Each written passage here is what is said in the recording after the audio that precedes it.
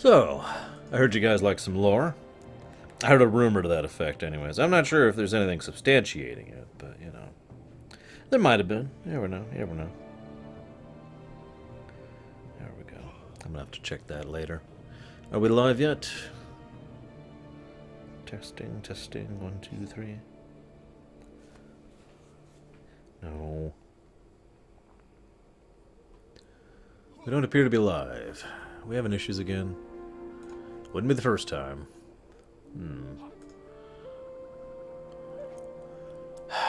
See, this, for anybody watching this on YouTube, this is why I do those checks at the beginning, to make sure we're actually on. As opposed to not.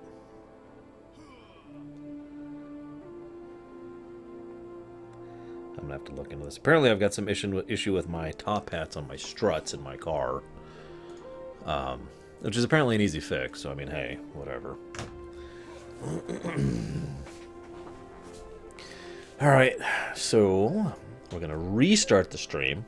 And for those of you who are here before the stream actually got started, you get to see what's going to be my food later. Obviously, I'm busy now, so I can't eat. But in case you can't tell, this is kiwi on the outside. And then I believe these are tangerines. And then strawberries and then blackberry. And it's all on a bed of custard. My sister was cooking today.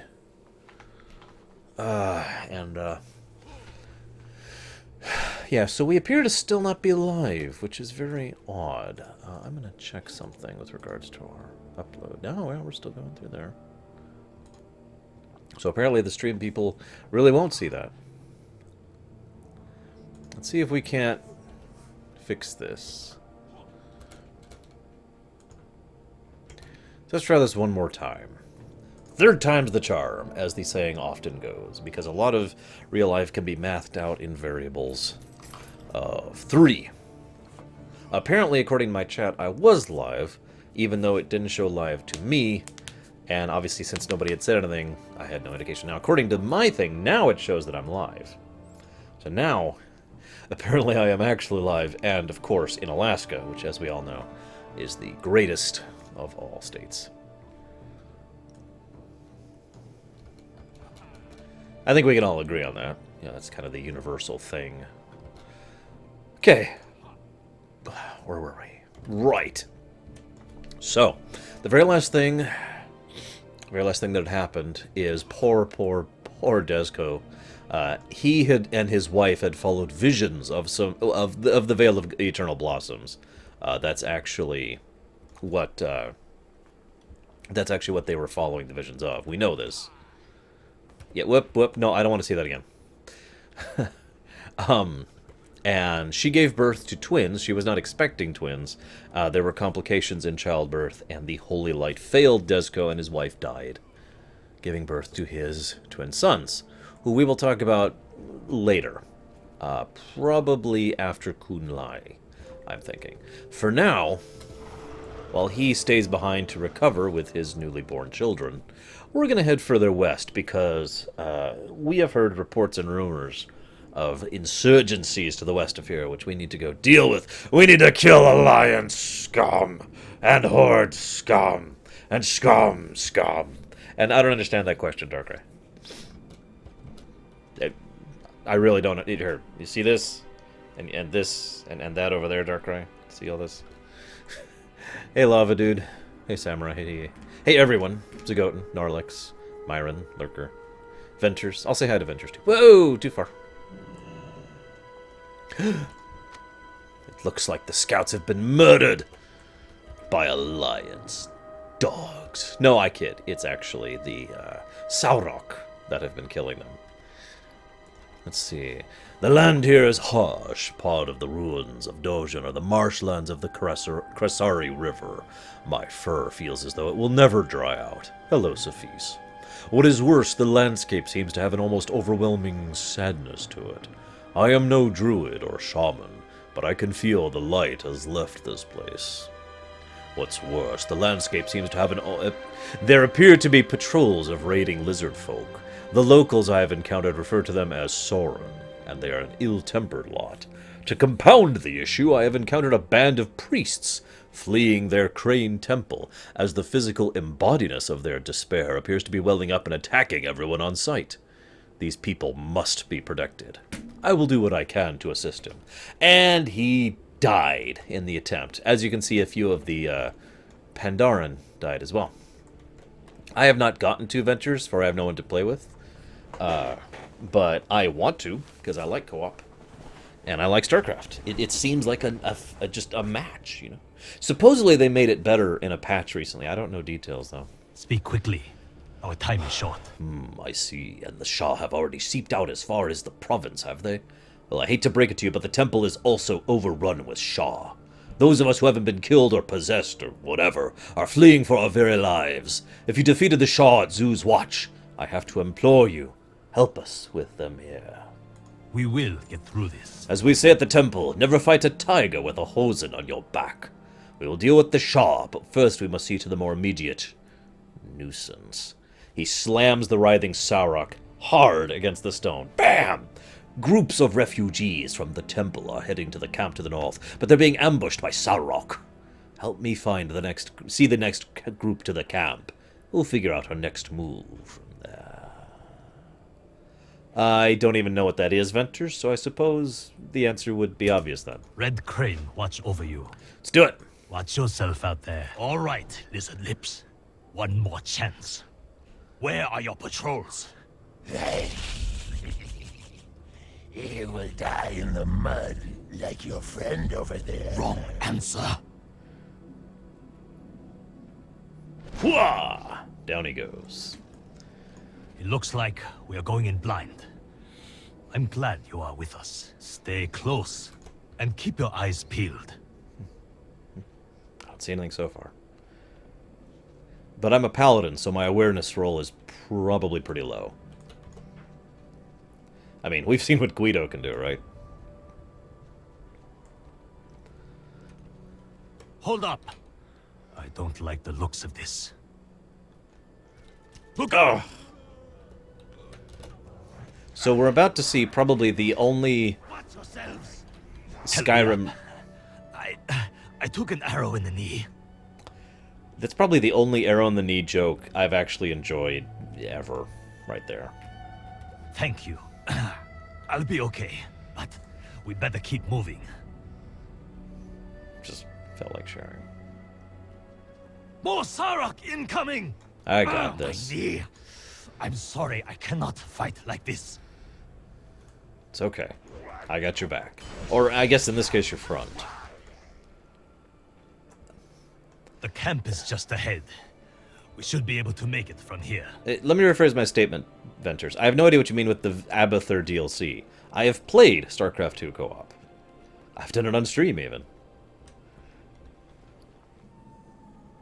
So, I mean, I know what it is.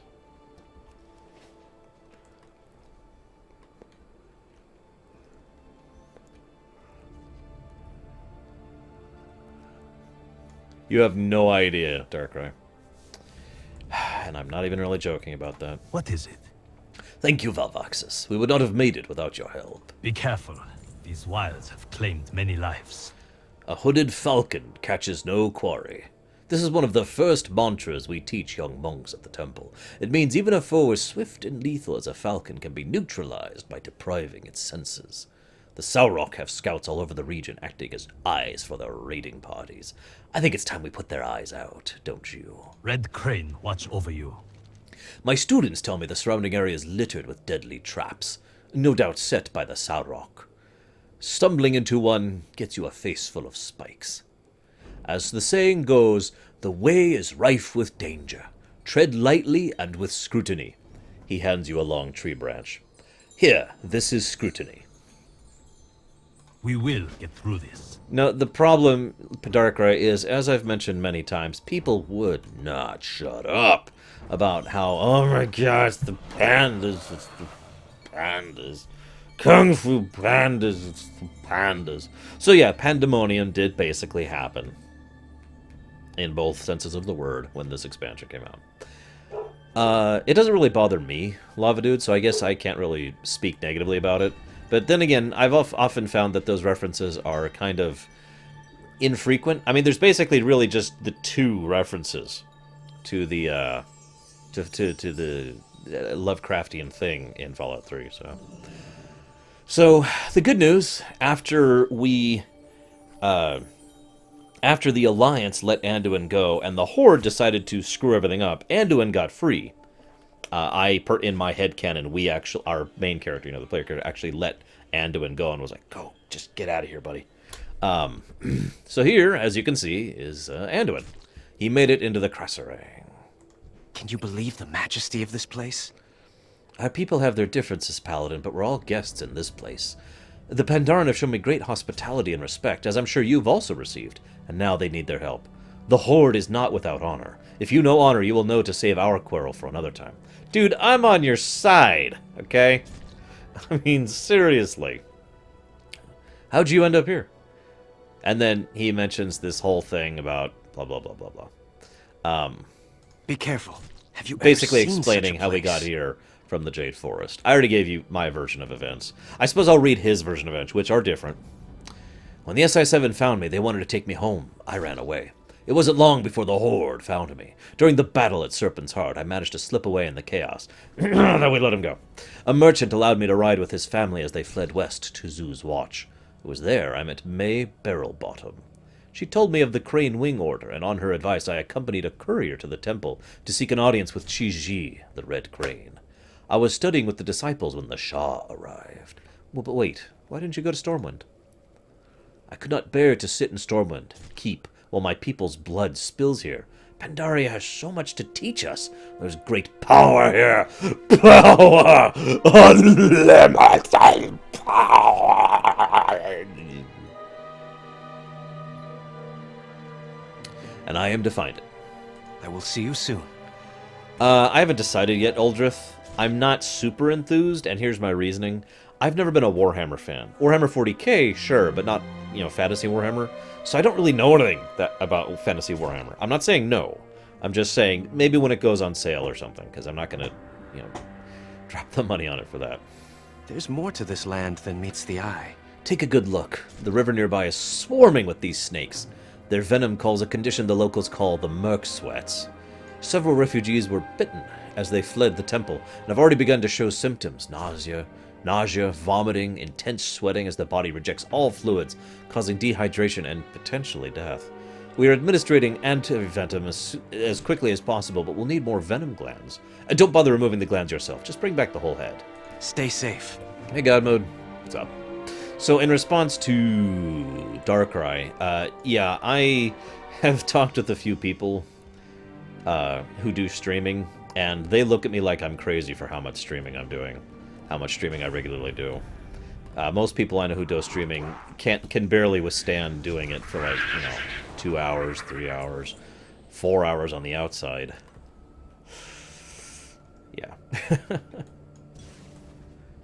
Anyways, am I excited about Dawn of War 3? I suppose we'll see. See, here's the thing. All we know about Dawn of War 3 so far is that it's called Dawn of War 3, and that it's coming out at some point in the future. To my knowledge, we really don't know anything else of any significance about it. Now, feel free to correct me on that, but I have not heard anything sufficient past that. So, while I am certainly probably going to look into it some more, I can't really call myself hyped for it yet. Although, as long as we get more Blood Ravens, it's probably good. Nah, my sister yells at me all the time for how much I work.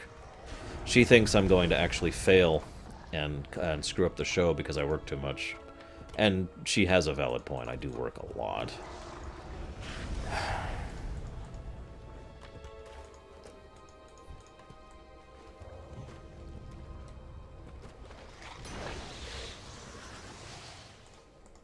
There we go. Alright. Yeah, the new Star Trek movie. Oh, God. I'm going to be 100% blunt. I don't think that will be good. I will watch it. I will go watch it in the theaters. I'll probably watch it with friends, even. But I do not think it will be good. I really don't. And I hate to be so negative about it, but... just...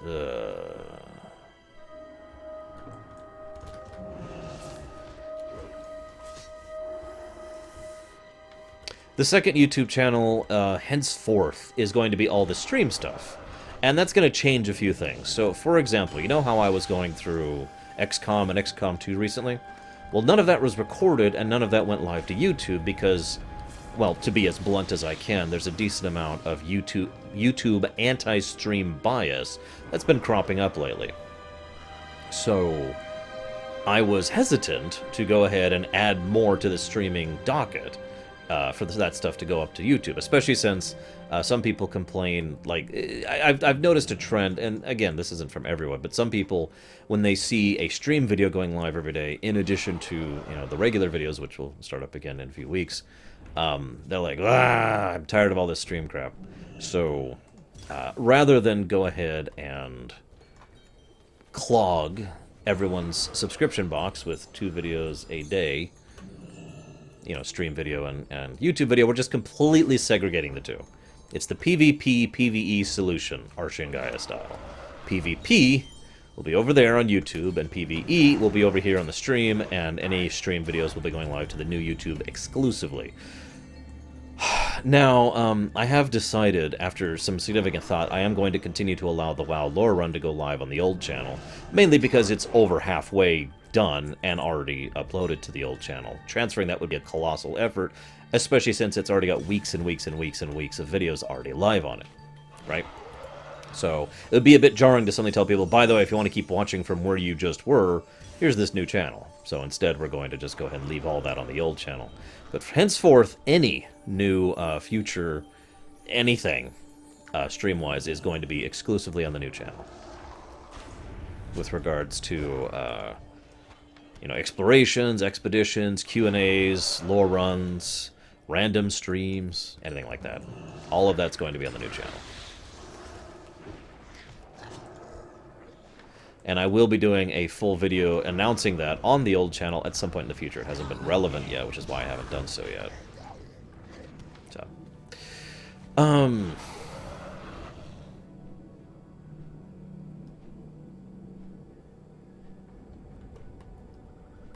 So, anyways, yeah.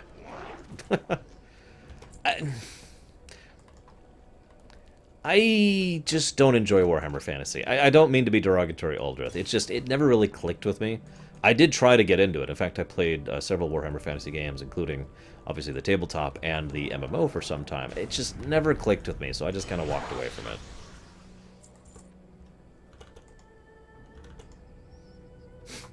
Well, thank you, Fearsome. It's funny you say that, because I have gotten the exact opposite of that, literally the exact opposite feedback of that in the past. I find that interesting, that I can, on a single topic, I can get 2 people who tell me the exact opposite thing.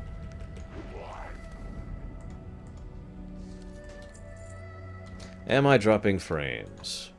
Nope. No frames dropped on my end. It is a Friday. But there are no frames dropping on my end, personally. It's not to say there aren't frames dropping. Because I know how that works.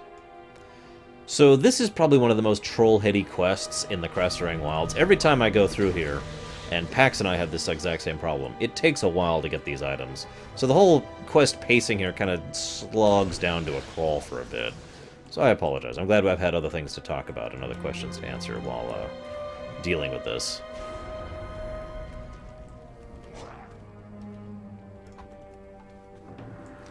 Oh, hey, we have quality options. Woo! Speaking of which, let me address another thing. This was asked on my Tumblr recently. But to clarify for anybody else hearing this, some people have asked if I'm going to switch full-time to streaming on YouTube. The answer is no. The YouTube streamer video service is actually pretty good. Decent quality, decent bandwidth, and automatic... basically always having quality options. The downside is that the chat program for the chat over on the YouTube is absolutely terrible. It's just really, really bad. Hard to read for me, so it's hard for me to interact with you guys, which I remind you is kind of the point of a stream. So hard for me to read and very hard to police. We had several trolls show up that it took like some time to finally get them to stop spamming dick pics and all that on the chat, you know. It was terrible. So, because of those two very strong reasons, in my opinion, we will not be switching to YouTube unless they fix that. And let's be honest, they probably won't.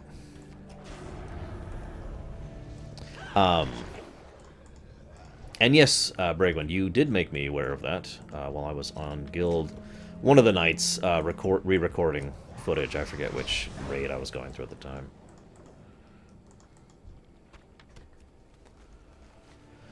Okay, and the good news is we're done with those quests. So now we can continue the plot of the Krasarang Wilds. I have to admit, I have a fondness for the Krasarang Wilds, and basically just because it's another unique take on the jungle motif. There's so many jungle zones in this game, and this one feels like it has a little bit different flavor than the other ones. A little more... It's not fully tropical, but it's more... African, almost. I don't know how else to put that. And I like the approach to it. So, anyways. Greetings, We're Wanderer. far from home, friend. Anduin is focused intently on his hands, swiftly carving venom glands from the snake. Inside the jaw, 2 inches behind the second set of fangs.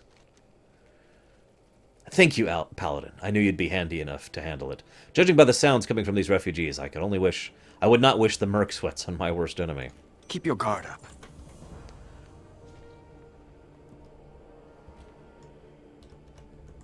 Yes? Well done. I only wish I could have accompanied you. The blood on these hand wraps is not my own, you know. Watch yourself out there. Every trap you spring is a life saved, be it Pandaran, beast, or otherwise. Nobody deserves an honorless death like that. Anduin, will you join me? With the Sarok threat at bay for now, it is time we discuss our next move. Certainly.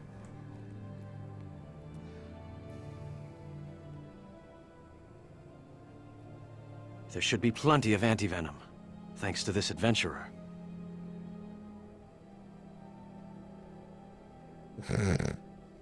Thank you. Both of you. The Red Crane has always symbolized hope to our people, but in his absence I fear that even my thoughts began to darken. Think no more on despair, Koro. We have a saying where I'm from. It is darkest just before the dawn. That it is. You speak with a wisdom beyond your years. If we get through this, I think I'd like to know more about where you are from. By the way, first of all, in case you missed that, the server's restarting in 14 minutes. Second of all, I want to talk about this briefly. People often make fun of Anduin because they hate him, and fair enough. I actually like Anduin a lot. He's one of my favorite characters in the game. But one thing I feel is that part of the reason he is, as many people have said, he basically acts older than he is because of the circumstances around him. He grew up in a pretty screwed up situation with a black dragon sitting about 10 feet from him. And very shortly thereafter, had exposure to a huge number of things. He has seen a large amount of Azeroth, and he has spent a lot of time with people a lot older than him. And unlike some children, he has actually listened to people around him. And I feel like Anduin is a collector of concepts. He talks to Valen, for example, of the Draenei, and he takes some of his thoughts, and he talks to the Night Elves. He got along well with them, and he takes some of their thoughts, and the Dwarves, and then the Humans, and then the rest of the Dwarves, and the Pandarans, and so forth and so on. And I like that. I like his approach there. Let's go and see if we can get another quest in before the server restarts. Good news, I hope. Huge maws of despair are spewing out Shah from the pagodas on either side of the temple. Meanwhile, your impromptu training in the way continues. She who mends torn umbrella will be more dry than she who strikes at rain. While I take some issue with that particular lesson, because sometimes punching rain can be quite effective, the meaning holds true in this case. Take out those maws of despair. Give my order a chance at reclaiming the temple ground.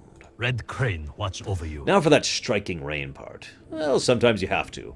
Hope is the sun behind a stormy sky, ever in the heart, but veiled to the eye. There seemed to be no end to the Shah pouring out of the temple, but in order to see beyond the veil of despair, you must carve through it. With any luck, you'll find a sun behind the clouds. Watch yourself out there. There's work to be done here. By the way, this quest is called Shock and Awe. Shock and Awe. My time with the Red Crane was short, but I learned a great deal under his tutelage. This foe, this Shaw energy, is unlike anything we faced. It's the physical manifestation of emotional turmoil, bottled in the land for centuries. I'll talk about that in a moment. This emotional energy has now burst forth to find living, feeling hosts in which to reside. The Shah threatens to wash over the whole continent, maybe the world, if we do not aid the Pandaren. The Shah have a mysterious ability to evoke powerful, often overwhelming emotional responses in their victims. As we fled the temple, senior members of the Crane Wing stayed behind to cover our escape. They are no doubt subjected to intense emotional trauma, and I fear they are not strong enough to resist falling into despair. Valvaxes, we have to show them there is still hope. Show them despair can be defeated. Stay safe. So, one of the things that is mentioned in Pandaria and hinted at several times, and is a rather significant part of the story, is the fact that... Yes, Lava. I actually totally agree with you, no joke.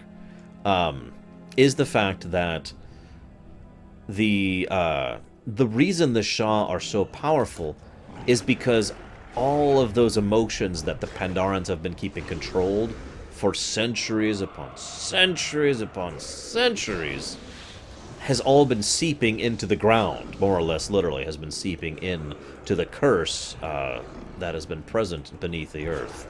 And so what we are fighting, the initial bursts of Shah energy, is all of that pent-up despair and fear and anger and rage and hate from, again, from literally centuries of all of that being self-contained by the discipline of the Pandaren.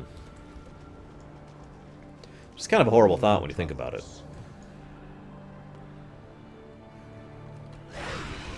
I will consider it, Uldrith, but I cannot promise anything. Lord knows I don't even have spare time to do things like for myself right now. You know? Maybe when my schedule evens out a bit and I start doing the YouTube features again. Easy name to remember since I've heard him referenced before. And it's also easy to remember because he stole my name! I'm kidding, obviously. I'm pretty sure he goes Arch, not Arsh.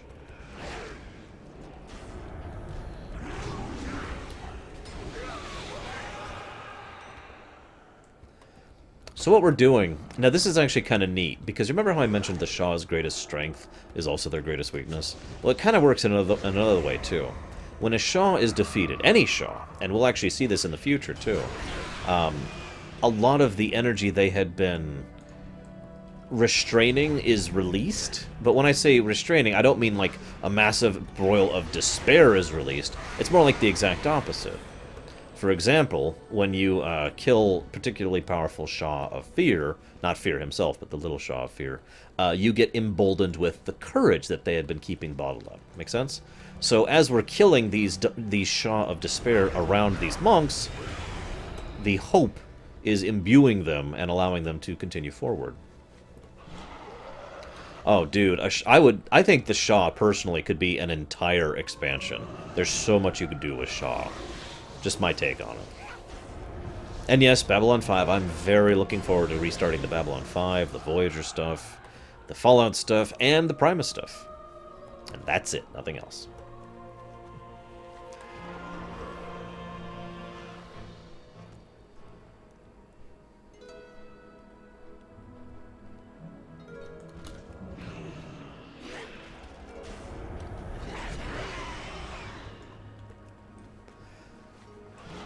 Part of the reason I like this whole Shah are actually rather weak when you think about it thing, both in the nature of their power and the fact that the Shah, as I just discussed, will embolden people around where they're destroyed, is the fact that it makes sense that the Shah would be weaker than an old god, since they are. I mean, they're literally just the byproduct of a dead old god.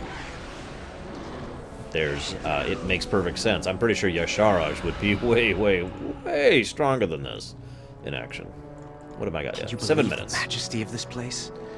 Koro's metaphors can get a little tiring, but there's always a little wisdom behind them. I will see you soon. You know something, Velvaxis? We make a pretty good team. You're damn right. Please join me, Anduin! Do you know how much I would give for, like, a proper hero system from Guild Wars 1? Where you have, like, someone you could equip and set their abilities and you group with them and you go do quests and dungeons with them. Kind of like how Tor does it, a little bit with the companion system, but better, basically. Do you know how much I would give to have Anduin as a companion like that? Keep your guard up. Honestly, I'm a little surprised that worked. Pandaria is proving to be a land where the lines between metaphor and reality are blurred. Broken are the bodies wherein hopeless hearts reside. The blight of despair strikes forth from within side. That was the last piece of wisdom the Red Crane imparted to me, hours before the Shah outbreak. It makes sense now. When the Shah attacked, they broke out of the temple's basements. All his teachings, the way of the Crane itself, has been preparation for facing despair. The Prime. The Red Crane has been expecting this conflict for centuries. Now, remember how I mentioned all the way back at the beginning of this zone? We're far from home, friend. How I felt like despair was both the weakest and yet the most insidious of the Shah, because it was so capable of turning you against yourself, and yet ultimately is by far the weakest Shah we fight. Doubt was a dungeon boss. Hatred is a dungeon boss. Anger is a raid boss. Fear is a raid boss. Pride is a raid boss.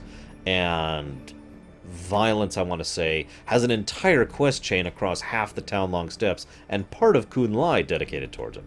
This Shah, Despair, has the least time and attention devoted towards it. But I feel like that was done deliberately, again, because we see the effects of it and how incredibly powerful they are, just not overtly powerful. Just not massively, oh my god, it's power, just overwhelming. Instead, just the ability of it to absolutely drain your ability to function. As I mentioned earlier, and re-emphasized like 3 times, that Despair was capable of causing someone the desire to literally lay down and be eaten alive because they simply cared that little about continuing to exist. That's the power of despair. Very insidious. So I think this is appropriate, personally. And I would have done something similar. So there's Chi-Ji. I don't like Chi-Ji that much, to be honest with you. But I'll talk about that later. Master Crane, are you okay? Do you seek my counsel? To the Shah. Go while you can. All is lost. Peace be with you. What? What's happening?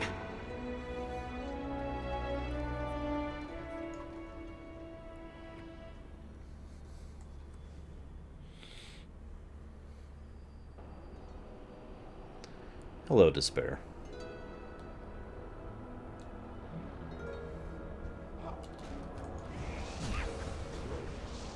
It's calling out more Shah. Focus them down first. Why? I got this, Anduin.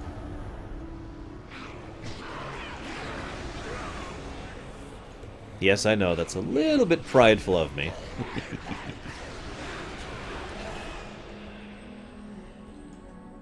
Down you go. We did it. And yeah, there's a few fearsome. They actually did their research before making this expansion. If you know what I mean. It seems hope has triumphed, after all. There is no time for celebration. Many followers of the Way still battle outside. Meet me near the statue at the center of the temple grounds. We will speak there. I have to admit, in addition to liking Anduin as a character, there's a second reason I'd love to have him as a follower. He's a priest. My main's a warrior. If there's one thing I learned, and this was especially true in Wrath, when you are a warrior with a priest at your back, you are freaking invincible. I actually had a friend of mine help me level my warrior, and I'll talk about it later, Magister, don't worry. And so my... and I was just like, he was already 70. So he just wandered around, literally following me around, /follow, and healing me as I went. And there was literally nothing I couldn't do. No heroic, No, nothing. Just, yeah, I was capable of soloing everything. Well, soloing. Killing everything because I had a healer sitting in my back. And he was a druid, as I mentioned. Not actually a priest.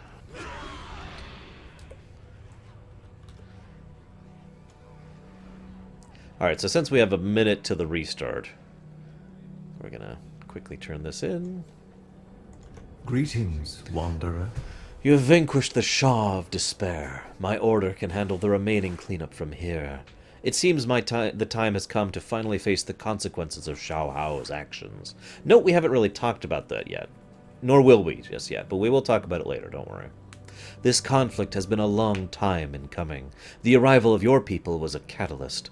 Now your help will be necessary if Pandaria is to survive. Hope is eternal. So yes, that is it. We have defeated Despair. The Prime of Despair. He's gone at this point. So I'm going to go get in position here. Because we got like 30 seconds here. So here's a question for you while we wait for the servers to reset. And I've heard some disagreements on this, and I welcome your opinion. Some people think that the August Celestials are Shaws of concepts. Some think they're, excuse me, did I just say Shaw? Some think they're Loa of concepts. Some people think they are Loa of the animals that they represent. So, for example, the red crane being the Loa of red cranes, the jade serpent being the Loa of cloud serpents, the white tiger being the Loa of tigers, and Nijao being the Loa of yaks. I personally lean towards the other side, that they are the Loas of hope, wisdom, courage, and fortitude, respectively. That's just my take on it. I admit part of the reason I think that is because I enjoy the idea more.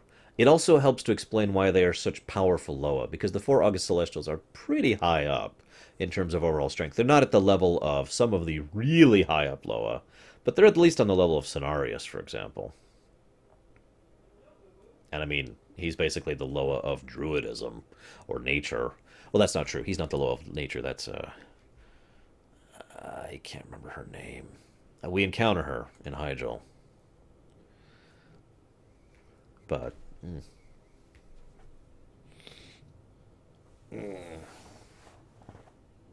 So, this is the part where you guys... The world is on my skin. Where you guys tell me your thoughts and tell me how incredibly stupid I am. Go! Well, there's a Loa of death, and thankfully he's more neutral than bad or good, so he's not too bad. We encounter him a few times, some in the game, mostly in the books. It is also mentioned that Hakar, the Loa of blood, is way up there. And then there's the Loa of nature, whose name I can't frickin' remember, but she's pretty high up there. Thank you, Fearsome.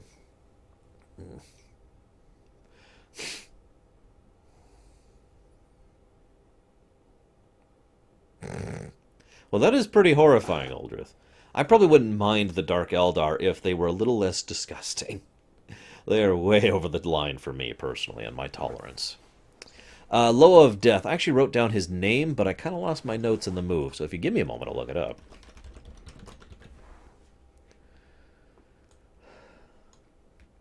I agree, Nicolas, and that's another excellent reason to think of that. Is this him?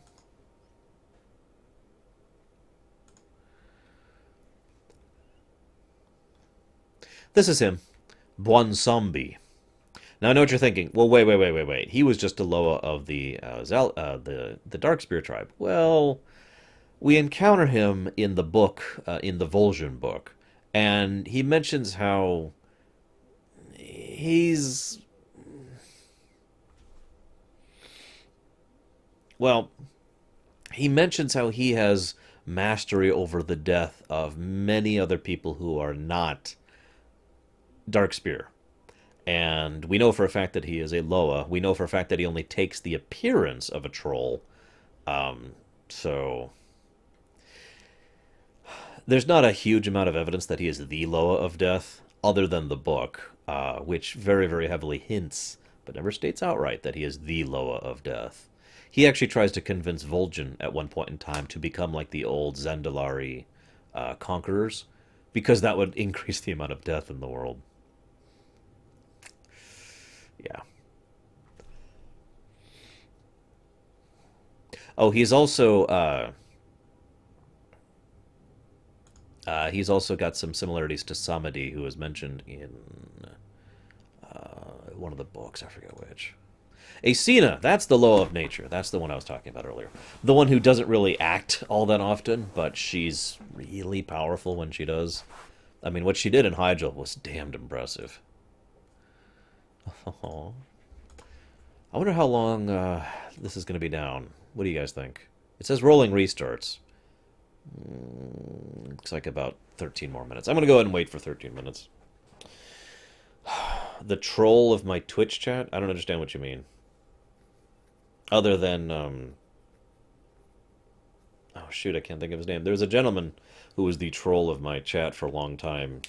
And I put that in quote-unquotes, because if he was an actual troll, I would have banned him. But he never stepped over the line. And I can't think of his name now. He hasn't been in chat in a long time.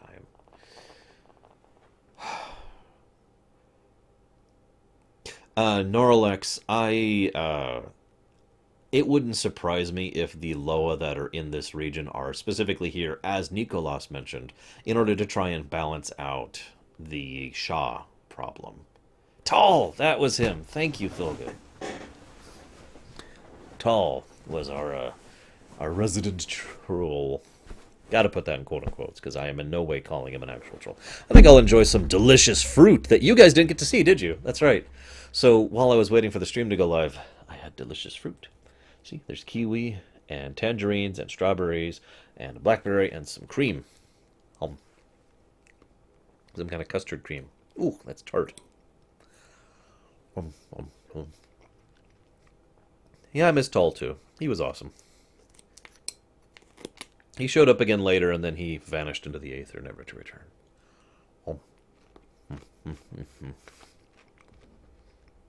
That is so tart. Oh my goodness. My sister's trying to kill me.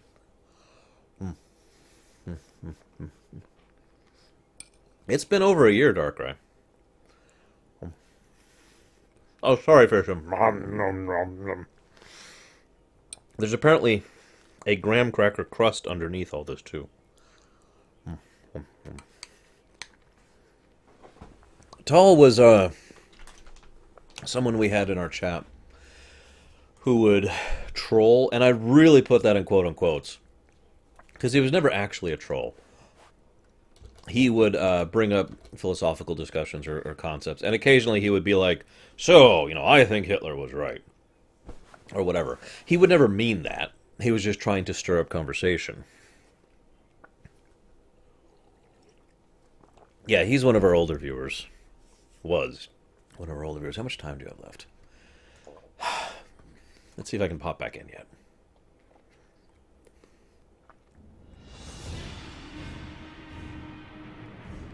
Hey, Kay. He's not as old as Kay. Nobody's as old as Kay. I'm leaning towards no, based on what we're seeing right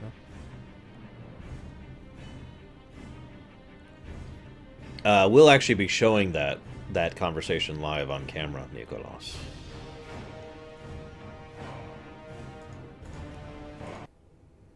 Yeah, so, not ready yet. What can I do in the meantime? I've got it.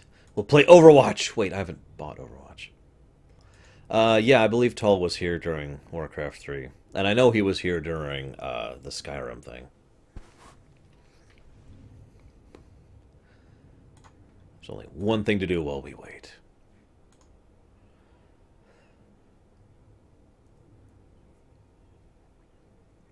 What type of game is it, Uldrith?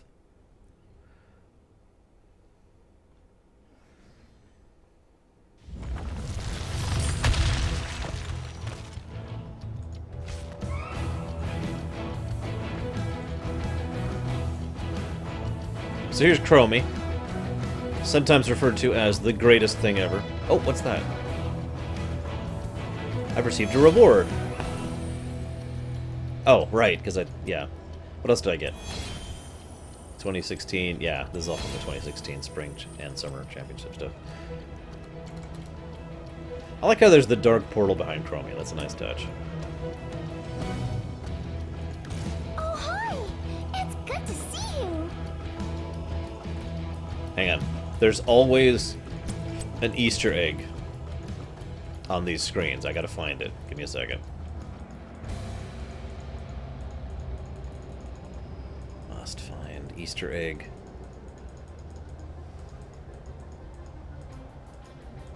Oh, I like this song too. This is a take on the song that plays during the Caverns of Time, Stratholme, Purging the Stratholme section. Oh, hi! It's good to see you! Damn it. Must find Easter egg. I can't find it. I give up. Well, whatever. One thing that I tried the crystals already. See, nothing. See. One thing that's really cool about Heroes of the Storm is they basically remix existing music. Pretty much all of the music in Heroes of the Storm, not counting the main theme, is an existing song from StarCraft, from Diablo, from Warcraft, that has been remixed, like this one we're listening to right now. Here, let's try her out. Let's try Chromie out while we wait a few minutes.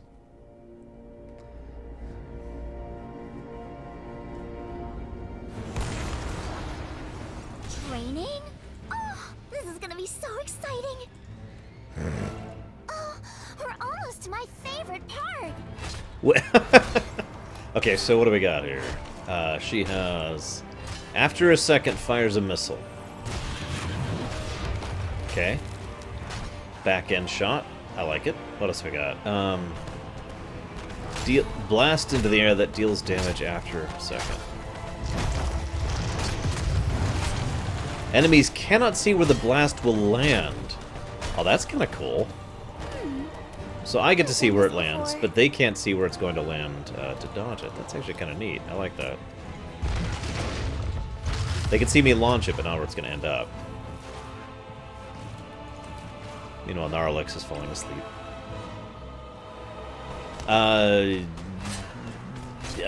Someone else explain it to Kay. I don't know how to explain it to Kay. So what's this So ability? much left to be done.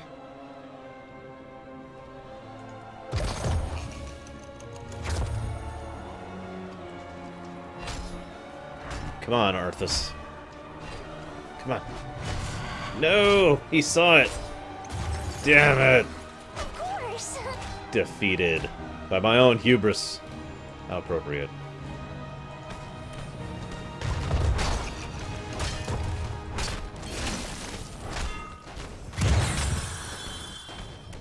So there's the stasis trap. What's this? You've traveled to the future and as such will learn your talents one level earlier than your teammates. Oh, that's interesting. Okay, so...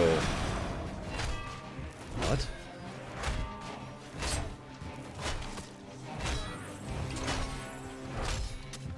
This is interesting. So apparently her talents are also quests? So after hitting 25 arrows with Sandblast, increase its damage by 100. Every time Dragon's Breath hits a hero, increase its damage. After hitting 25 heroes, increase its damage by another 25. Dude, this is cool! Is this normal now, or is this just Chromie stuff?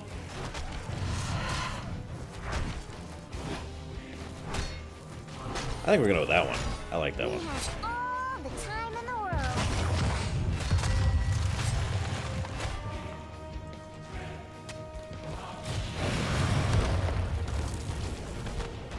Oh, and it shows right there. There's my quest. Haven't I done this before?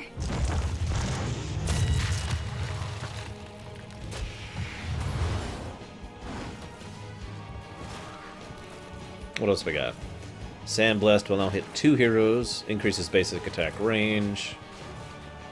Yes, I want that one. What else we got?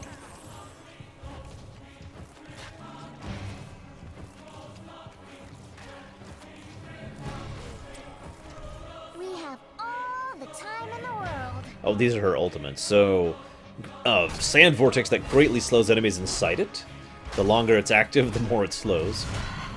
Choose an enemy hero. After 3 seconds, they will teleport back to the location where you cast the temporal loop on them.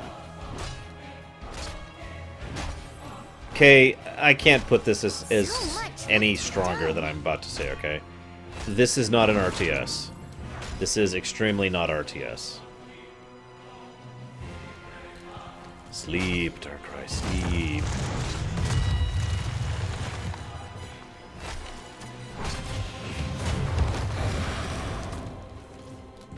Oh no, I'm late.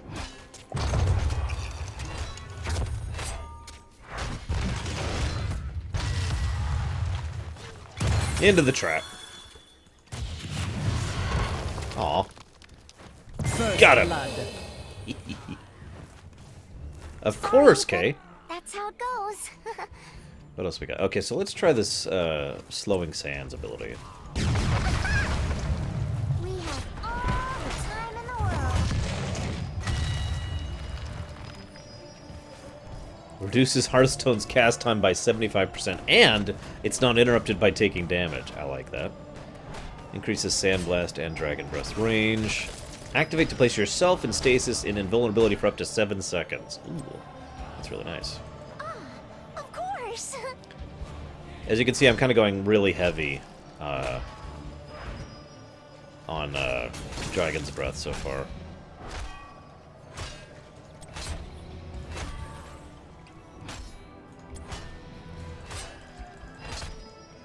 We have all the time in the I like how that slow is just staying there. You notice that? Boop, boop, boop, boop, boop.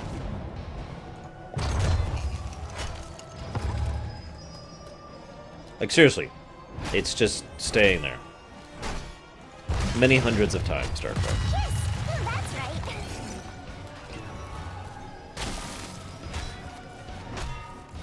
Oh, sorry, I didn't answer Myron's question. Yes, this game is free. I have actually spent money on this, but only a little bit, and all on cosmetic stuff. And I literally did that because I wanted to support it, because I felt the game was really high quality. I felt like it deserved my money, if you know what I mean. But it is a free game you could play entirely without spending money on it. Oh yeah.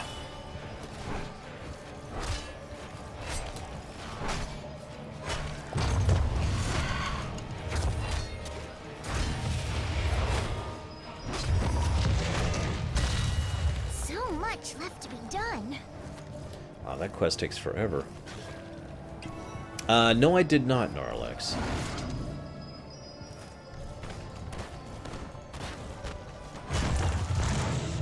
I like Chromie so far.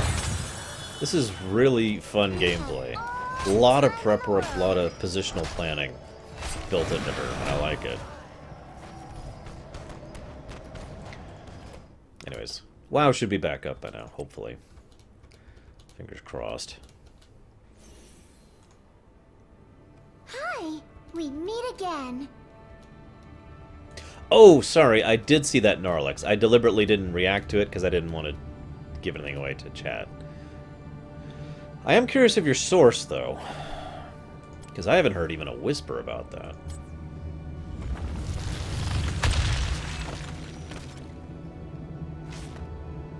Hi. Oh, hi! It's good to see you. Damn it. No. Ah, whatever. Hopefully WoW's back up, like I just said.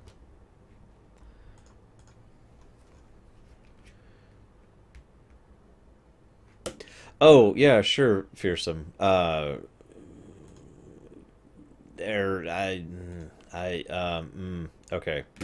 I have no idea how to explain it, Fearsome. Is that a good answer?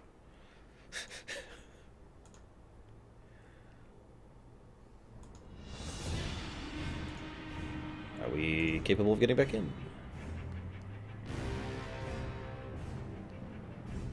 Seriously? It has been well over 15 minutes. I am disappointed. 0 out of 10 worst servers ever.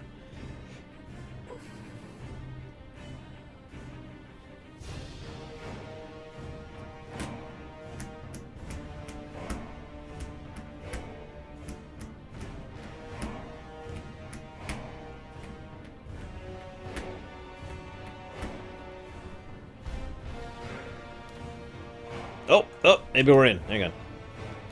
Maybe. Fingers crossed.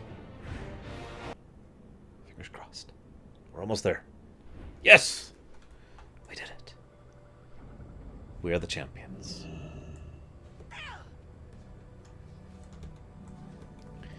Okay, so, as you can see, we're under attack by the Mogu.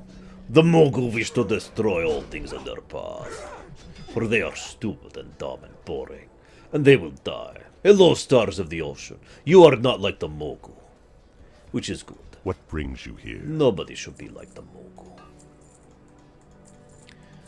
Just free up my inventory a little bit before we continue here. Goodbye. Yeah, not even a little, Gnarlix. Strength and honor. It always comes down to war. Velvoxus well-timed. We were laying an ambush for the Alliance in the ruins west of here when the Mogu ambushed us. They're using mage portals to call in reinforcements.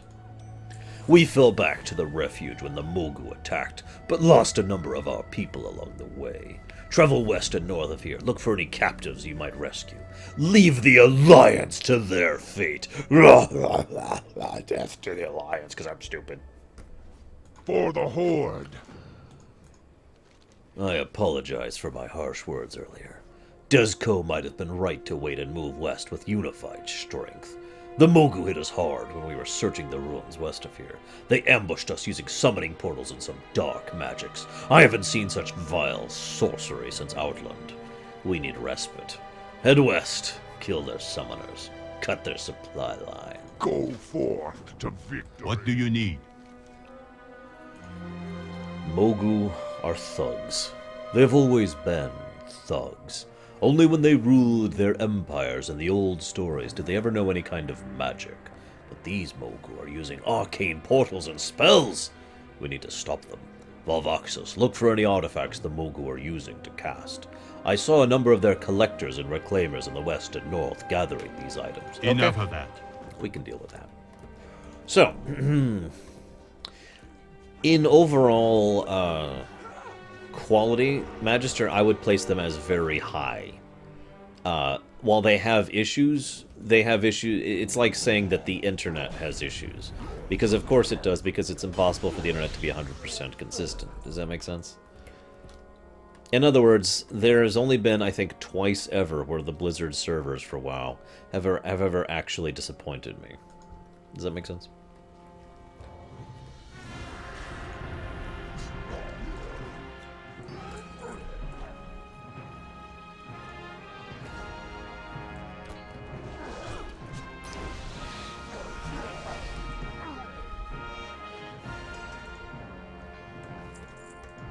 So, this irritates the snot out of me. As a Horde character, I cannot rescue Alliance players. Or, Alliance characters. See, I can't rescue her. I have to leave her there in Torment.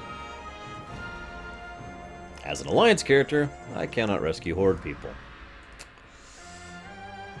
Just a little more of that enforced, no really, you're supposed to hate the other side garbage that I'm really sick of. Moving on. This is actually an interesting example of runic magic. And very Mogu. We saw something similar to this that the Iron Dwarves were using up in Northrend, where they would use runes that they would carve well in advance, specifically to hold and claim and enslave people. It doesn't really surprise me that the Mogu would practice that kind of magic, since they're evil bastards.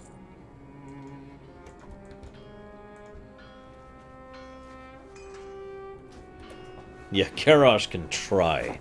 Gnarlix. In fact, anyone in the Horde can try. I dare any of the disgusting Horde to try and bring me down as the player character. No, I did not know that, Kay. That's another point. How exactly are my Horde superiors going to know that I'm rescuing Alliance from a mutual enemy who we're both against? I mean, this is so stupid. It'd be like if the Burning Legion invades and we're actually fighting each other while the Burning Legion is invading. For those of you who don't know, that's actually a thing that's going to be happening in Legion. Because stupid people are stupid.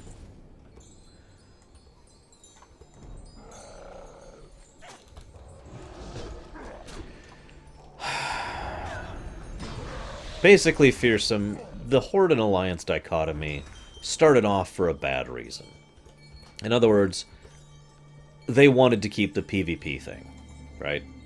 Back in vanilla, that was the whole point. There wasn't really any lore justification for the two sides being at war. In fact, there was no lore justification between the two sides. So,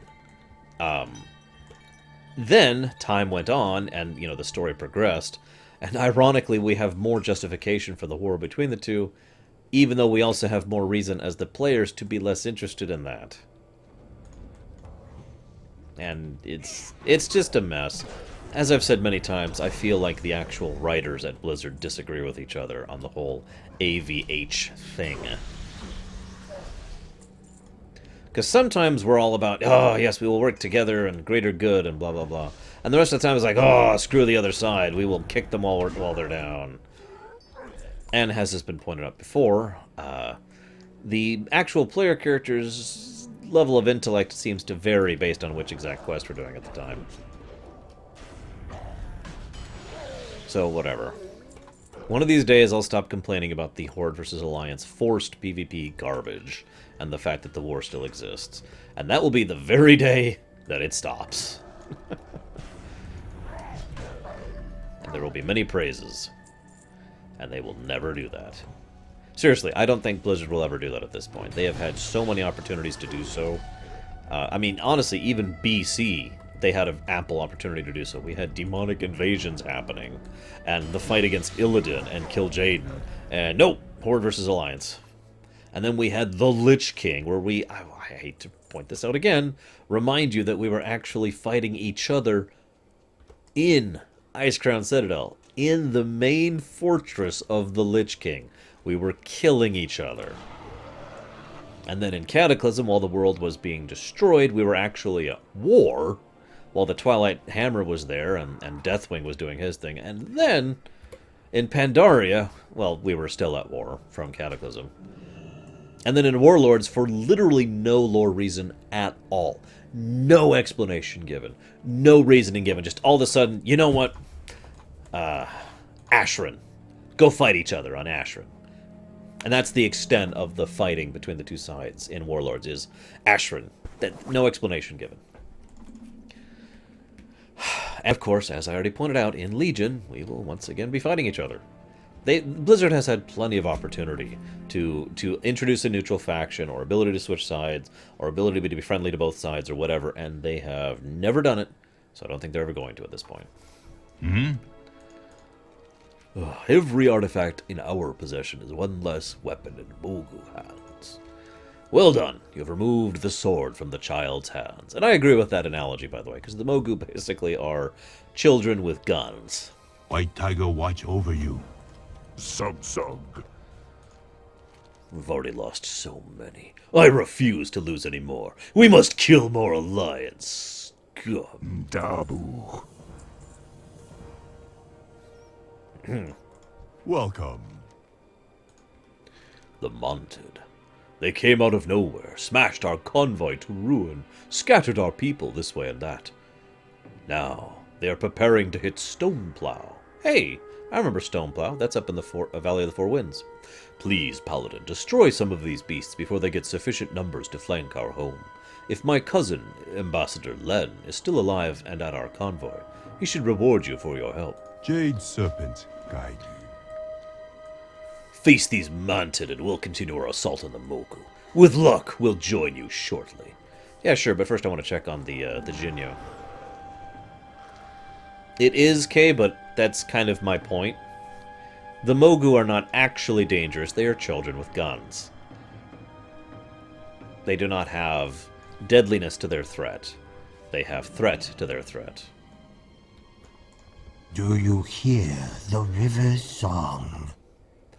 Greetings, Valvaxis. The waters foretold of your arrival. Unfortunately, they didn't foretell of the raiders hitting us so hard. I am water speaker Tired Shushen. Welcome to Fall Song. Saurok. These vile creatures are obsessed with killing and stealing. They attacked our settlement without provocation or warning. Please, can you aid us? Help us recover our lost possessions. Yeah, sure. Do not be afraid to swim against the current. The raiders are led by a particularly violent Sauroch known as Sloven. The Crane Temple usually comes to our aid when he attacks, but we find ourselves outmaneuvered and outmatched. Please, Paladin, aid us by destroying this raid leader. Go with the waters.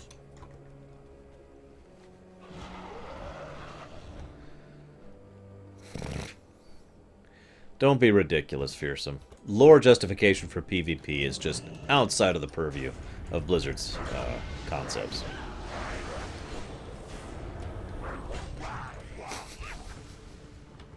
You know what I find funny, guys? So you guys probably know that I tend to be very positive on my show. Hell, I tend to be pretty positive in real life.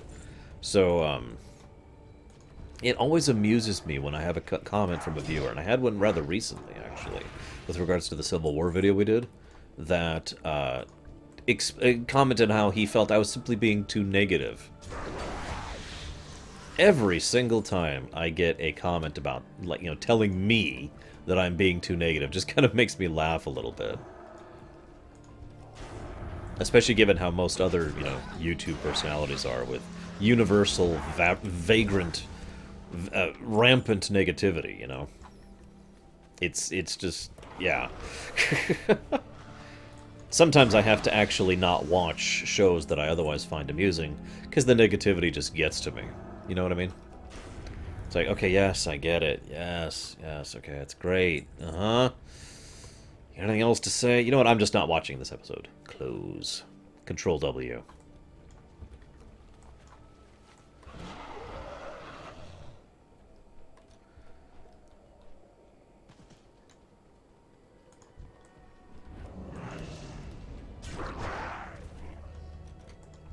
I'm also not sure I agree with what Kay just said, but I do try.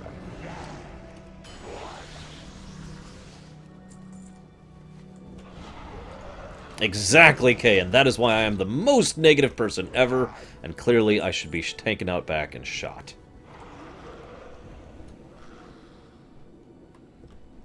Right?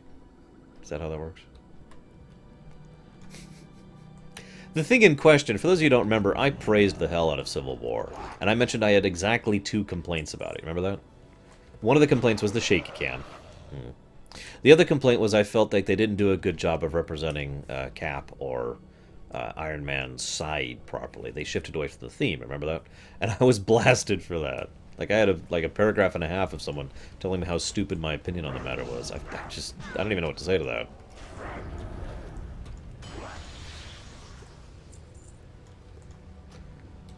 I always feel bad when I don't know what to say to a comment that's directly addressed to me, because I don't want people to think I'm ignoring their comments, because I'm not.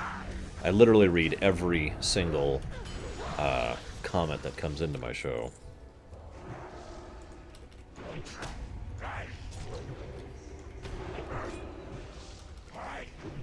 Speaking of which, clearly I should start clickbaiting more often, because that's how I'm going to get more viewers, and that's obviously the only method in order to actually be successful, is to be degenerate.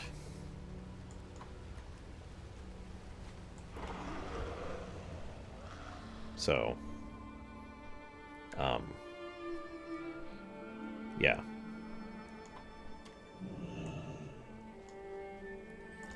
Water is life. I think they stole my holy spittoon.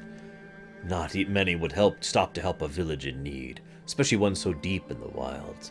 You are champion to our people, Valvaxis. The river goes where the river wills. You have done us a great service today. On behalf of my people, thank you. Here, have a spittoon. May your pools be ever full. You thought he was kidding about them stealing his spittoon. Remember, the Sauroch don't actually care what they steal. I mean, they want to use stuff, but they like stealing in general, so, we'll take whatever. I'd do that, Fearsome, but Twitch doesn't allow that anymore. Also, I'm a fat, worthless bastard. Give me like 6 months, I'll have lost all this weight by then.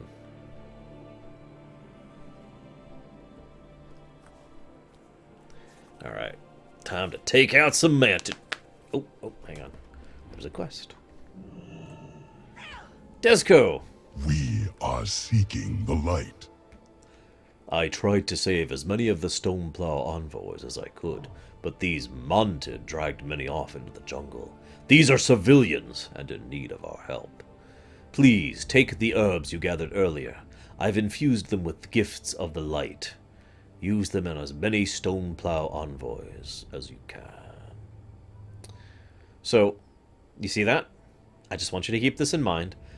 Dezco is kind of a badass. So he's a paladin. In fact, he is a prot paladin. And he... Walk with the Earth Mother. Has 2 newborn babies to take care of. But he can't stop fighting. So he has one of his children. And again, these are infants. You know, less than a month old. So he has one of his infants strapped to his back. And one strapped to his chest. And there's his children. Very Tauren way to deal with that. Also, lol, fearsome.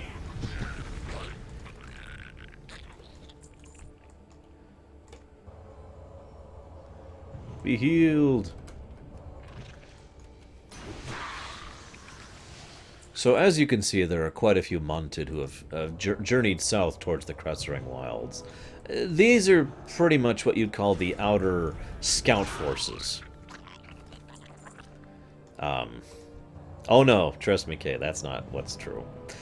These are the outermost edges of the scout forces that are themselves the outermost edges of the actual Mounted army. We will see the Mounted army in person a lot later. We're not there yet. Filled with a fairly large amount of hardship, but most of that is in the form of hard work, as opposed to, you know, oh, we're constantly beset by death and hell. It's more like you constantly have to be working, even as a child, in order to contribute to the tribe. The Taurens have not actually had an easy life for the majority of their history. In fact, even despite everything that happened with Cairn and the disgusting Horde and the war with the Alliance, the Taurens still are better off than they ever have. Well, I shouldn't say they ever have. Than they have been in many, many years. Since they actually have a land to call their own and, you know, people to back them up and all that fun stuff.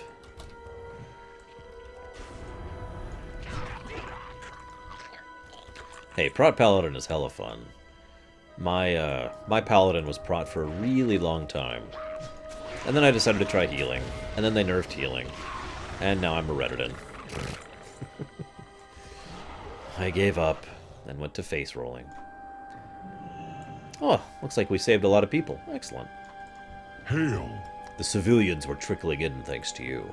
These Mounted creatures are a serious threat. We will need to rally our forces soon to help. One of the envoys asked me to give you this as a token of thanks. This land tests us.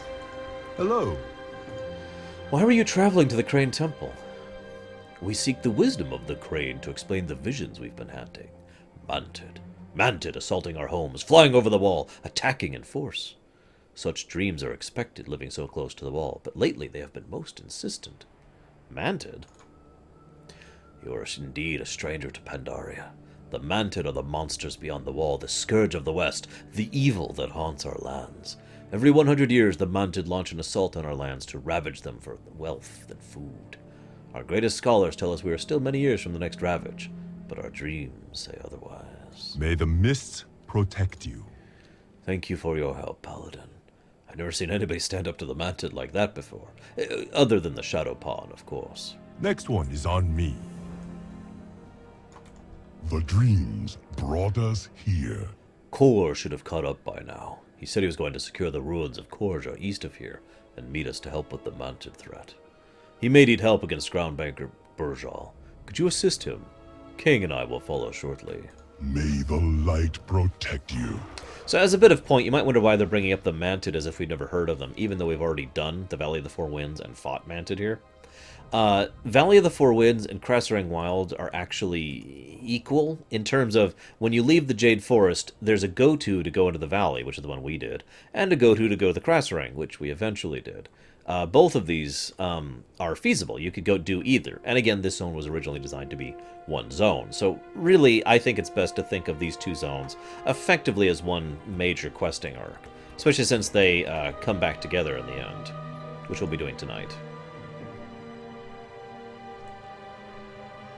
But before we see all that serious heaviness, who here wants to see hosen and fishing and bananas? Anybody? Nobody? Nobody wants to see hosen and fishing and bananas? Are you sure? It's very banana-y and fishy.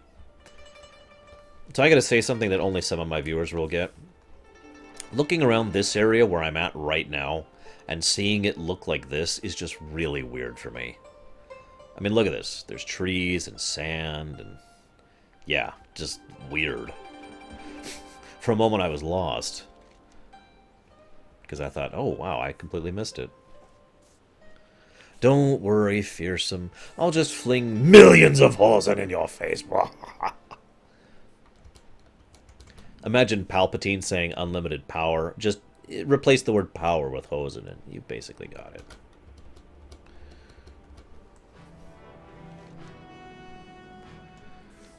What we're flying over right now is the training grounds of the followers of the Way, which is what Chi-Ji tells us. Oh yeah, I suppose I'll answer Magister's question. Magister, are you still there? Because I can answer your question in brief if you want me to. Also, fishing. Fishing is good. Especially when you can do it right there in the middle of a lake.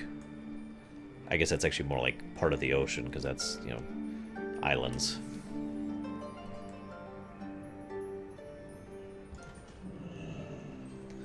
Tell me of your travels. Hey, Rigel. What's up?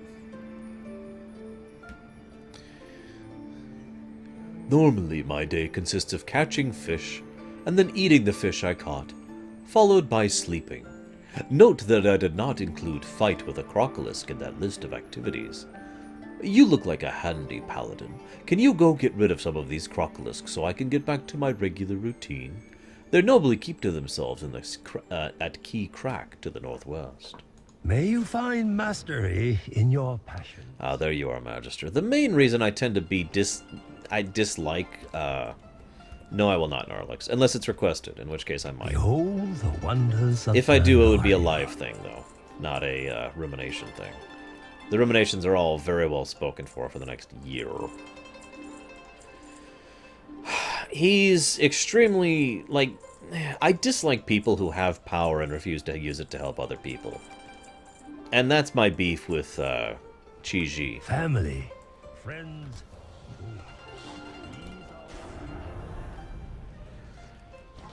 And he seems kind of callous, too. Chi-Ji, I mean. Slow down. When the crocs start attacking, they scared a bunch of lories out of their nests in the islands to the northwest. I can use those feathers to make some specialized lures, which will come in handy if and when I get to stop defending my brethren from reptiles. Care for some feather hunting? Goodbye. Sure, I can do feather hunting.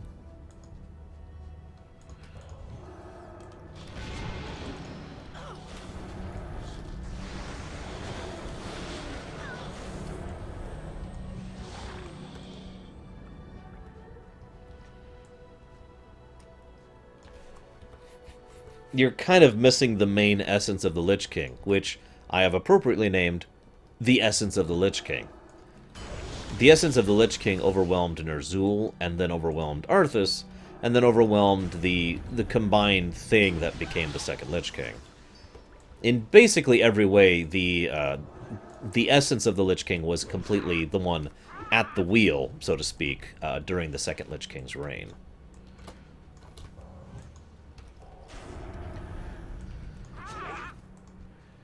That episode pisses me off so hard, Lurker. You have no idea. Or maybe you do. I dislike a lot of... well, I shouldn't say that. I defend a lot of early TNG episodes, but there are a couple that just make me want to slug my TV. And that was one of them. God. Ridiculous garbage. Wow, this is a lot of dead crocolisks over here. Look at all this. Jeez Louise.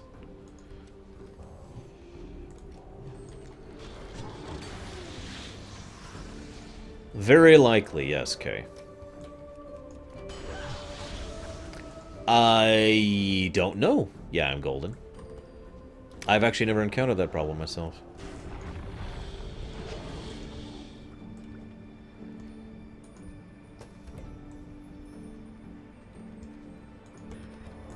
Well, the Nethrezim forged... Okay, I'm sorry, I should reclaim this.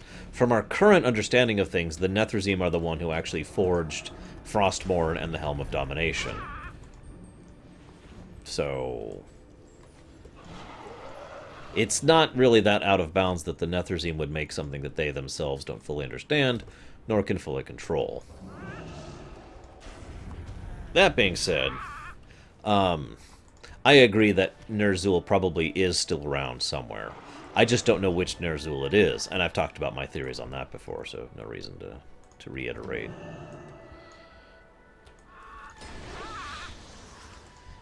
I would say approximately 0% stars. Maybe less than 0, like negative 10% chance. Oh god, Lurker, please don't remind me of that garbage heap of train wreck. I'm gonna go off on that episode. You think I've been negative before? You've seen nothing. Speak up. Ahem. Oh, thanks, Velvoxus. You made my day. I always hate to see prime feather-gathering opportunities gone to waste. Until next time.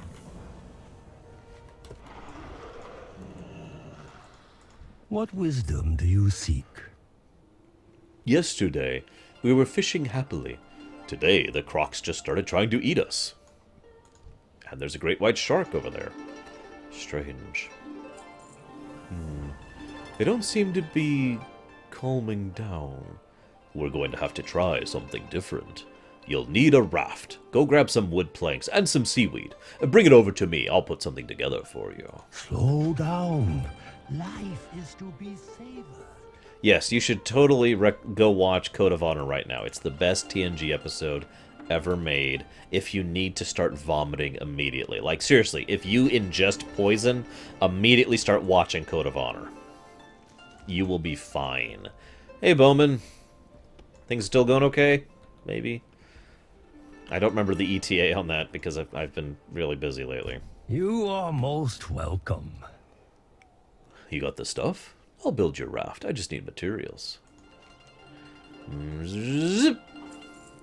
Your raft is below. Take it out into the middle of the lake. You should meet a woman. Whenever I ask a question I can't figure out on my own, whenever I have a question I can't figure out on my own, I'll ask her. She should be able to tell you why these crocolisks won't stop attacking. May the red crane live forever in your heart. Raft is all yours, neighbor. You ever want to go rafting, just come back here. I'll be waiting for you. Justice was bad, but let's be honest. There's really nothing worse than Code of Honor for me. Yes, Brocanton, you would be surprised how many people ask me about that add-on. I actually showed it off live on the stream earlier. And by earlier, I mean it was during North Barrens when we were going through that. Ooh, congrats, Bowman. Speaking as someone who's had to go through physical therapy, except when I say that I mean I had to figure it out myself because I didn't actually go through physical therapy after my surgery, I know what you mean. Tell me of your travels. You appear troubled, child. How can this lore walker serve you? Yeah, why are you in the middle of a lake rather than walking lore? I'm just wondering.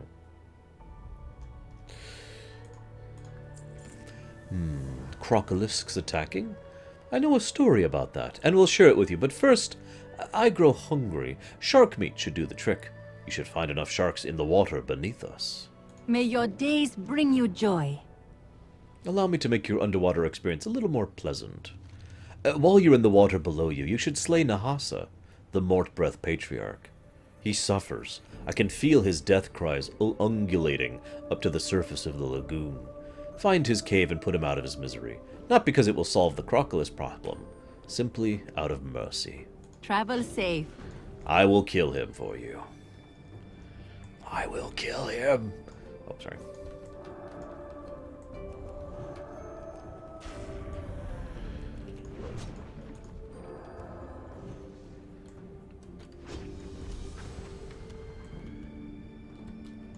It's okay, I can breathe water. Because magic.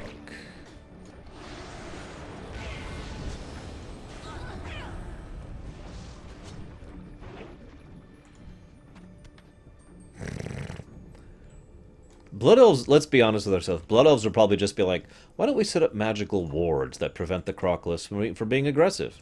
Plonk. And there would be hundreds of these magical wards all over the place, littering the landscape.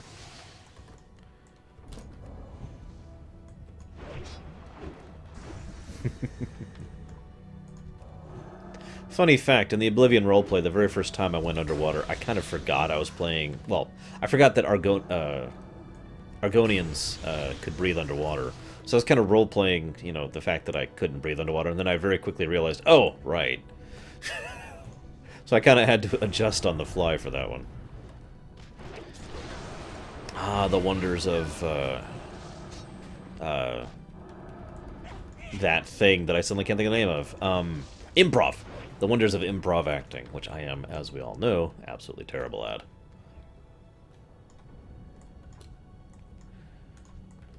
Don't worry. If you think I'm terrible at improv acting now, wait until you see my next Fallout episode. It'll be the worst episode ever.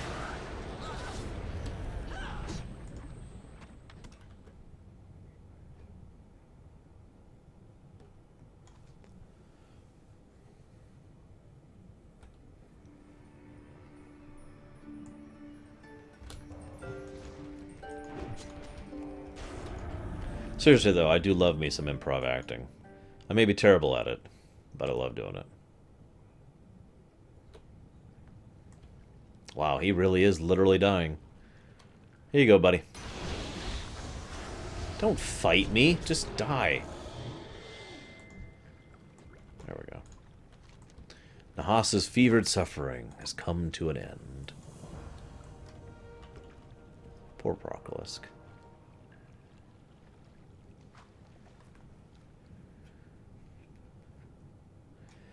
Norlex, trust me, it never stops getting worse. Never. Oh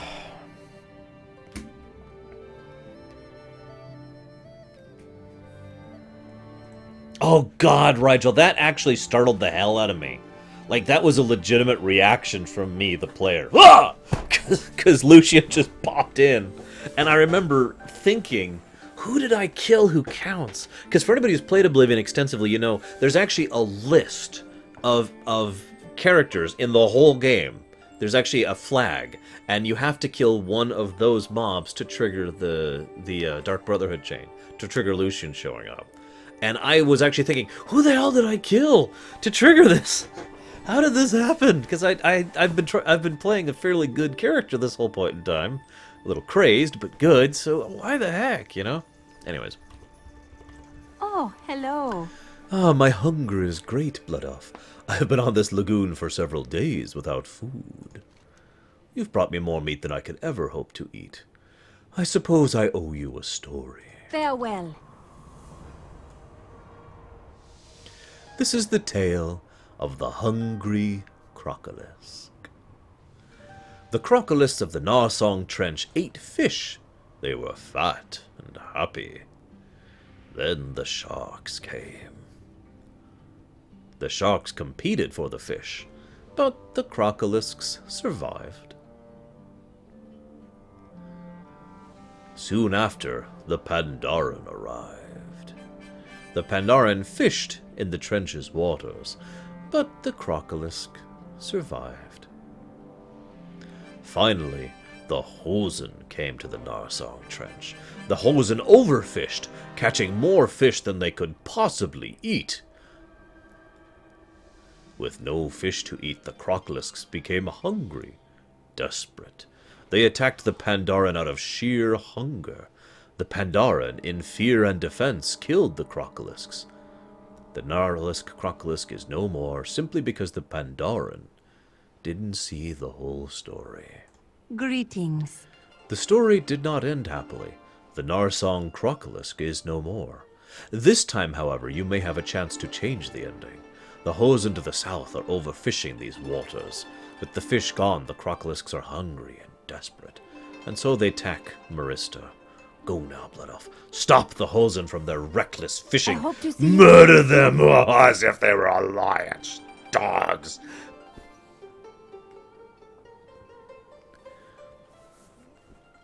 Feel free to insert your own parallel of the Hosen to both the Alliance and the Horde. Seriously, it kind of applies to factions of both equally, so take your pick.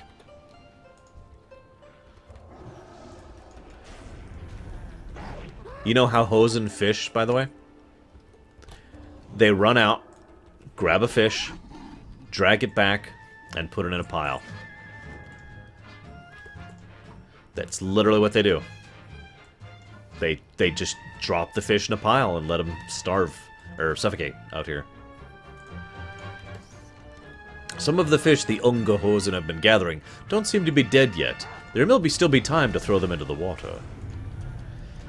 Yeah, the Hosen, in their own way, are actually more damaging than the goblins, and that really says something. End scene. There you go.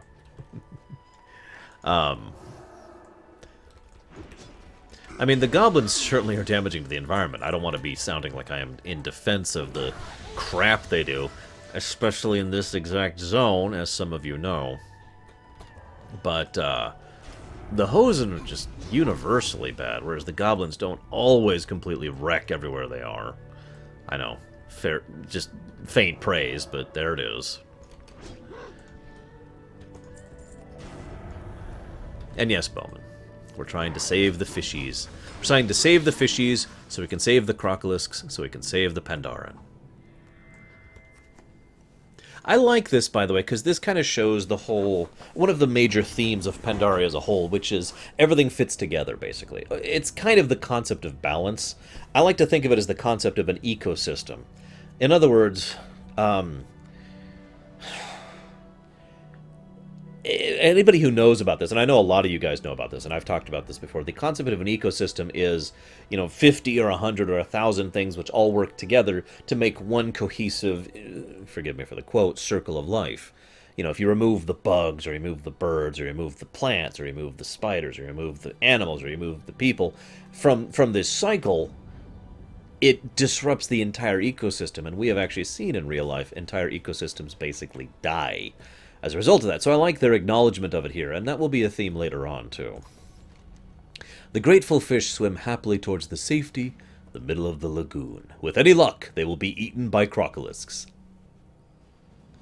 And scene. Ahem. Norlix, we wouldn't. We wouldn't.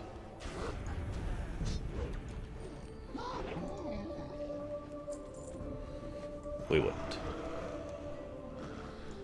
We don't want that. We don't want your filthy, stinking hosen. Although they're... oh, right, sorry. The map you hold is a crinkled, dirty, poorly drawn, but with a big X on the beach. Is there buried treasure somewhere on this island? We must find the big X. Let's see. Big X. Big X. Anyone saying a big X? Oh, aha! Clearly it's this! A banana peel! Well, I mean, these are Hosen, so, maybe this one.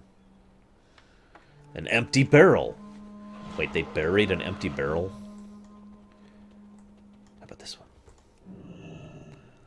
That's a good question, Magister. The answer is we don't know. I could give you what I would think has happened to it, and my theories on the matter, but we don't actually know what's happened to it.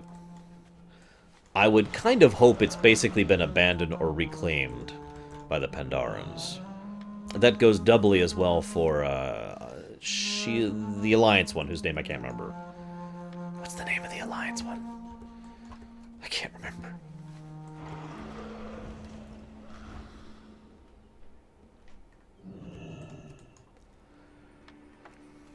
Yeah, I like how this is completely unintentional. Hey, Chef Lorerun, that's odd. So Sci-Fi Debris, who, is my longtime rival and my better in every way, oh, there we go, I got the treasure! Yes, this is it! Behold! The golden banana, which I actually already had. So Sci-Fi Debris, again, more or less by complete happenstance, Lion's Landing, thank you, ended up having every Christmas being like the worst of a show. That became a trend for him.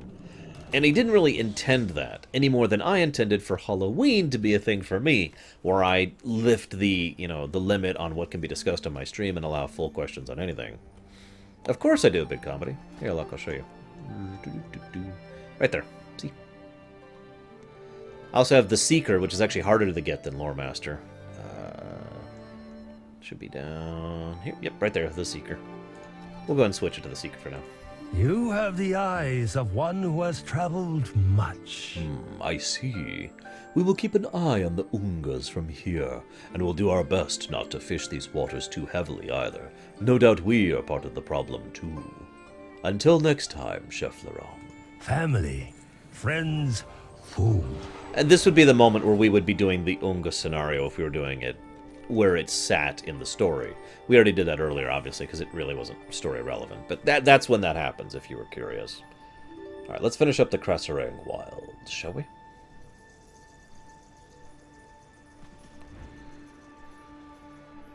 I still haven't watched his The Gathering one.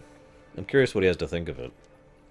I should rephrase it. I haven't seen all of it. I've seen part of it, and I've already disagreed with him on part of it. But that's very normal. Sci-Fi Debris and I actually disagree on a lot of stuff.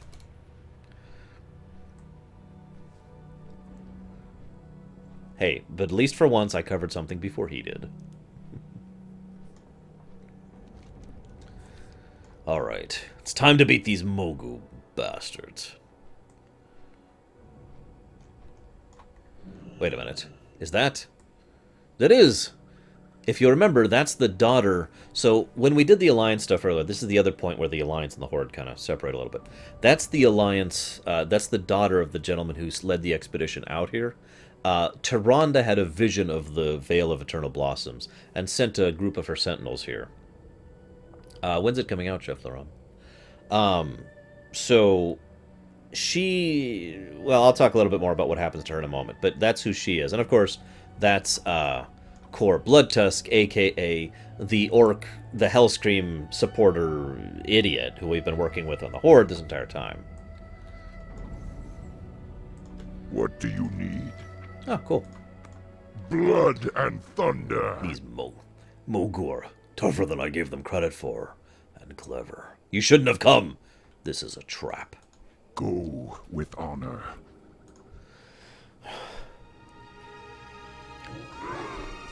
You fail to bend your knee to our power, then die like the vermin you are.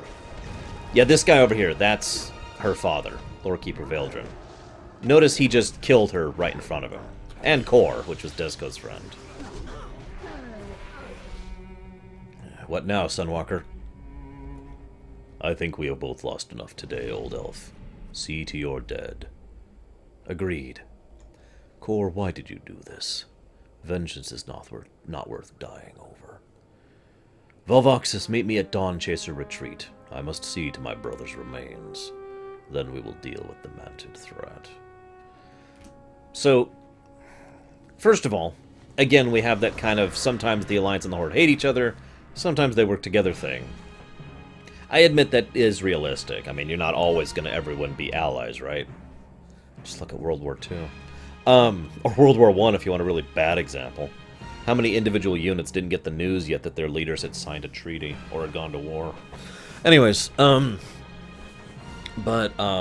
what happens on the Alliance side of things is the gentleman in question actually drinks of the pool. You remember that pool we discovered as the Alliance that transfers life energy from one to another?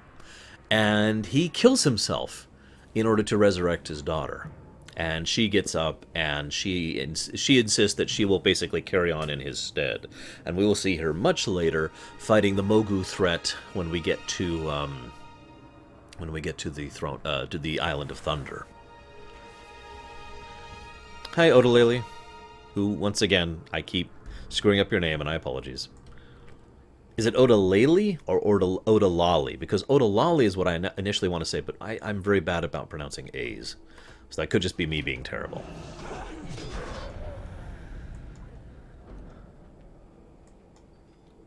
Greetings, traveler. I thank you for avenging my friend, Lovaxus. We did not always see eye to eye, but I will mourn him. I know he would have wanted you to carry one of his items with you, as a token of his memory and gratitude.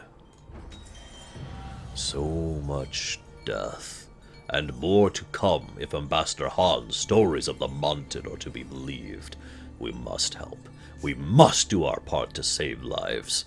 Travel to Stoneplow. Warn them of the coming attack. I will join you with the forces I can muster, once I have laid Kor's body to rest.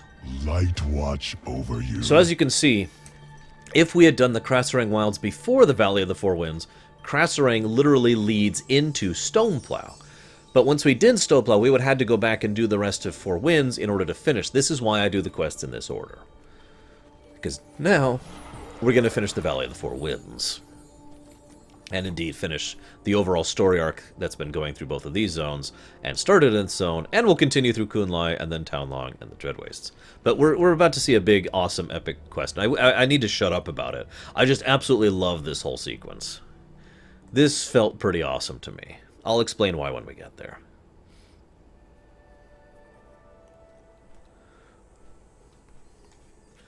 And yes, the Taurens and the Night Elves have a long-standing friendly relationship. Way, way before the Alliance existed, or the Horde existed.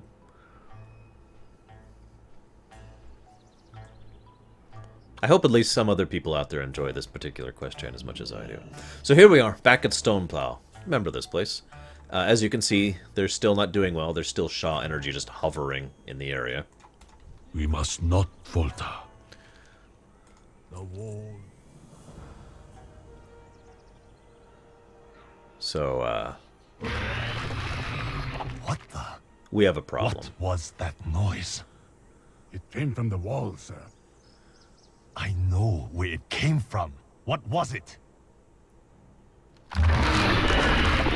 That's a Kuchong. It's as horrifying as it looks. No. No! Men! To arms! And that's why.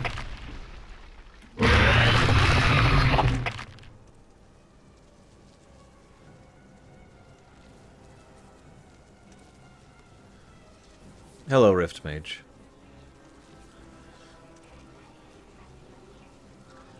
So as you can see, the Mantid have started to attack Assist Captain Oakenshield in the front. in full. Greenshill, Black Soil, cover our left flank. I don't want any surprises. Levin, take the right side. You're on your own. Everyone else, if you can hold a weapon, protect this village. Don't let them pass this line. You're nothing but farmers' children. Yup. We don't stand a chance. Yeah. Everyone, fall back! Fall back! Yeah!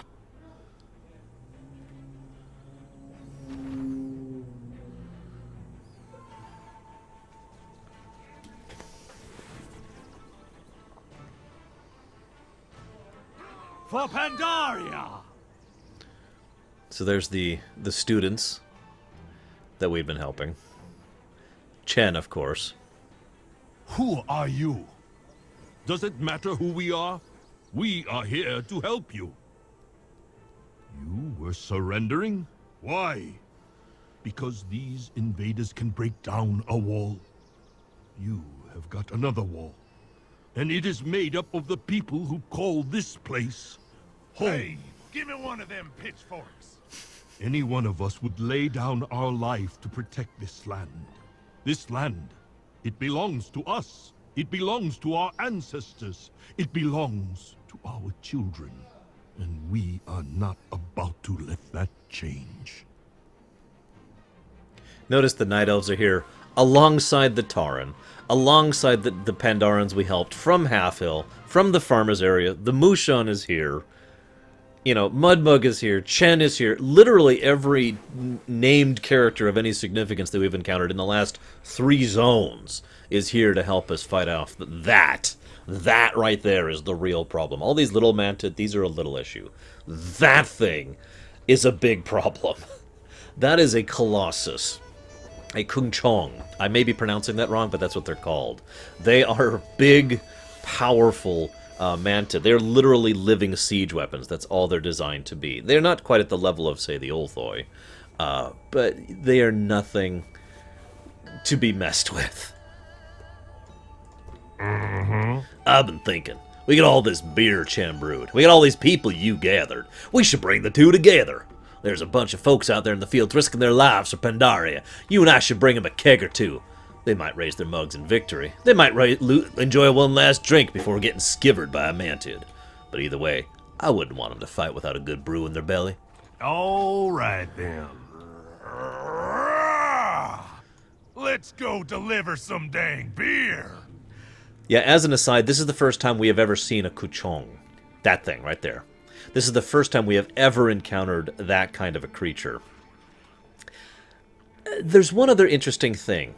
I myself have already talked about the Mantid a little bit more than I probably should have.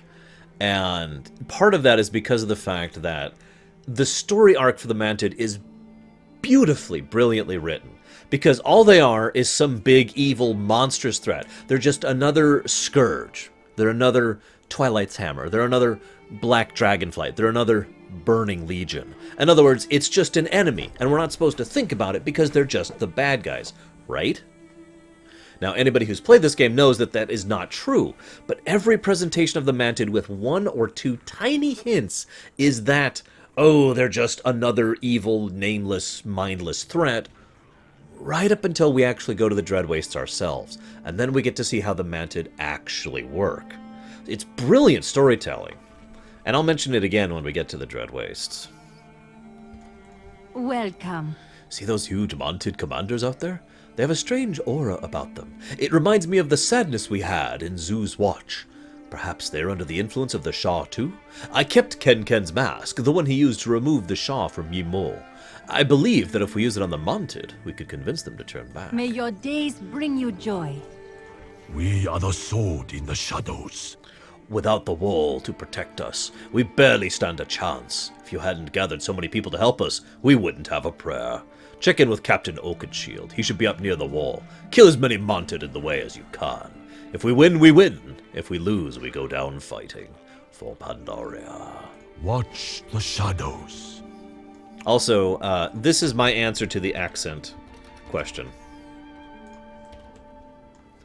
Let's go deliver us some dang beer. Look at how many kegs he is balancing right now. That's 8, if you're counting.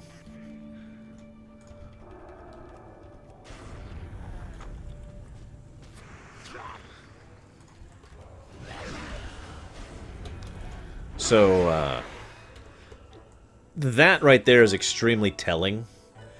What came out of that Mantid was a Shah of Fear. Now, most of you already know this, but for those of you watching this for the first time or experiencing WoW lore for the first time, Fear is, in my opinion, the second strongest of the various Shah primes. He is extremely important, extremely major aspect of the story. And Fear is the one driving the Mantid. Fear is the one causing this massive Shah outburst here. I'll talk more about Fear later, though. But it is telling that when we relieve these commanders of their Shahs of Fear,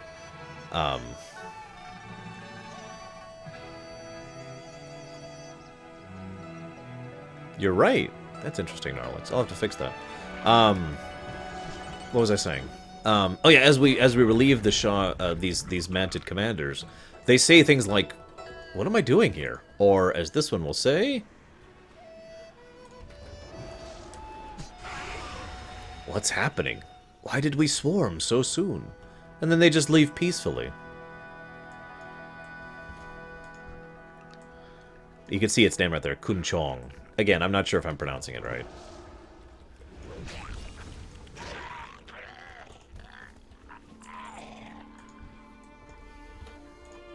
I almost wish I could really portray this the way I experienced it the first time. I hope my explanations of things will simply help you to get the impact of the story the way I did.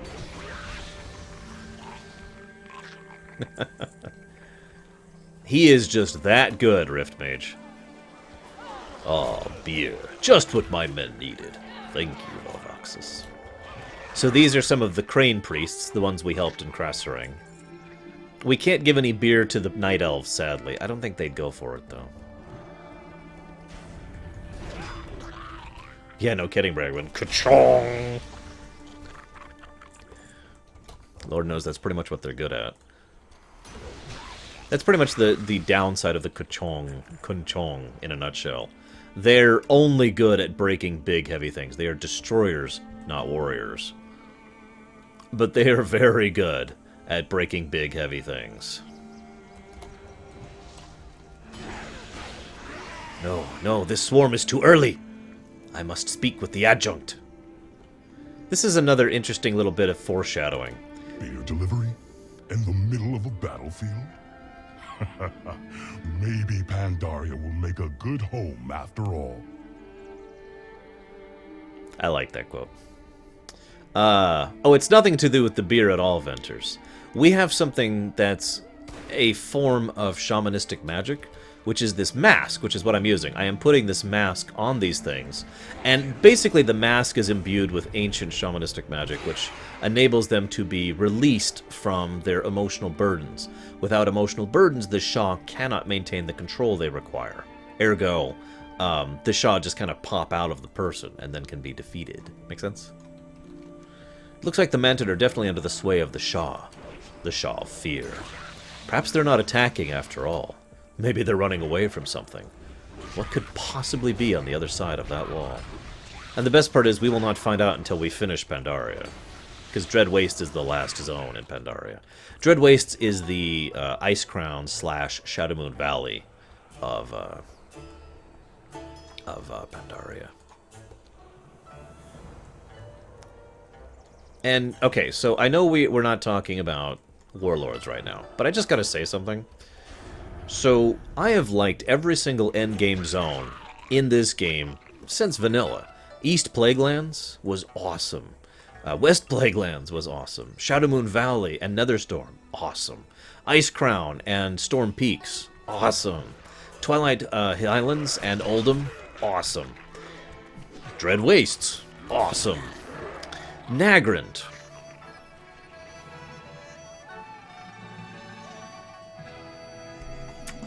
Anyways.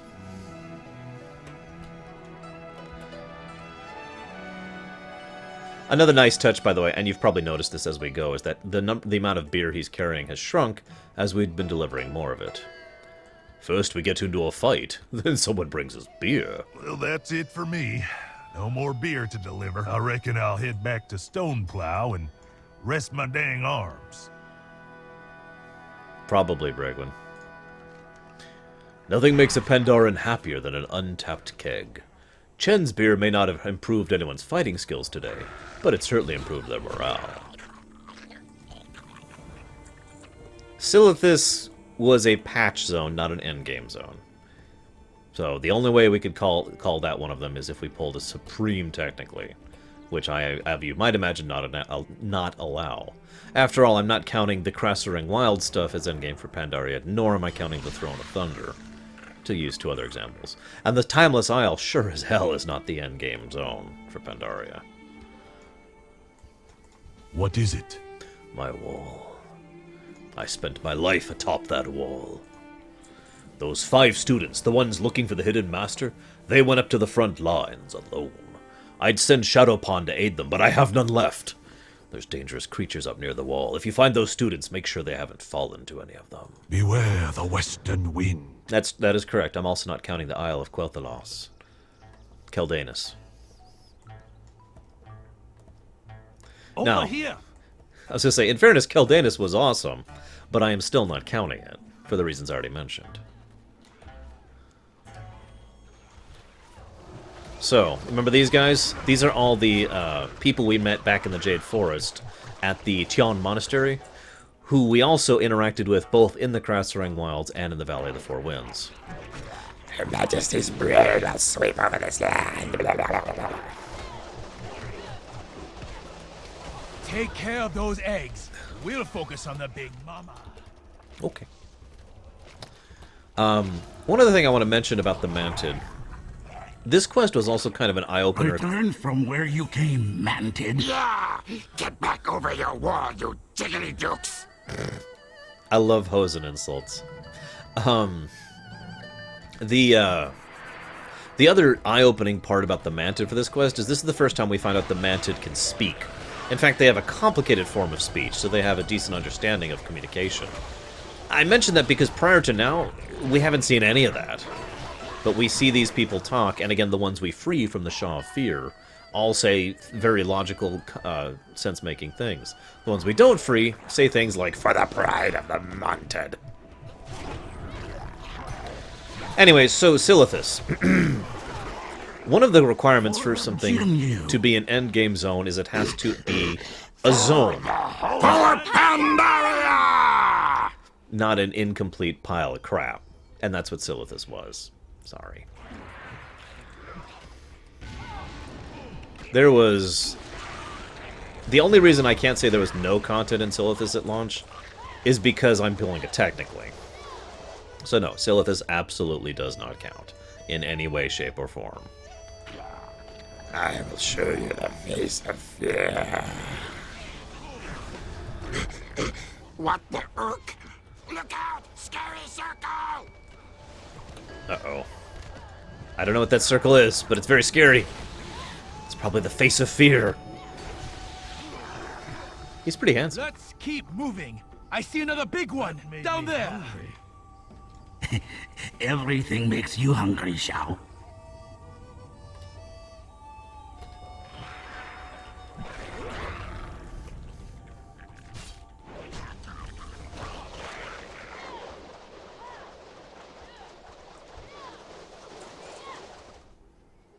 What's SC in context, K? Because I know you're not playing StarCraft. I will drain the red blood from your bodies. Yeah, but Mantid bleed red too. So, I'm not sure why you're calling attention to that. No, we'll see him later, Rigel. We cannot fight like this forever. Go speak to God, Captain Oakenshield. Tell him we need reinforcements. We don't have reinforcements. I am the reinforcements.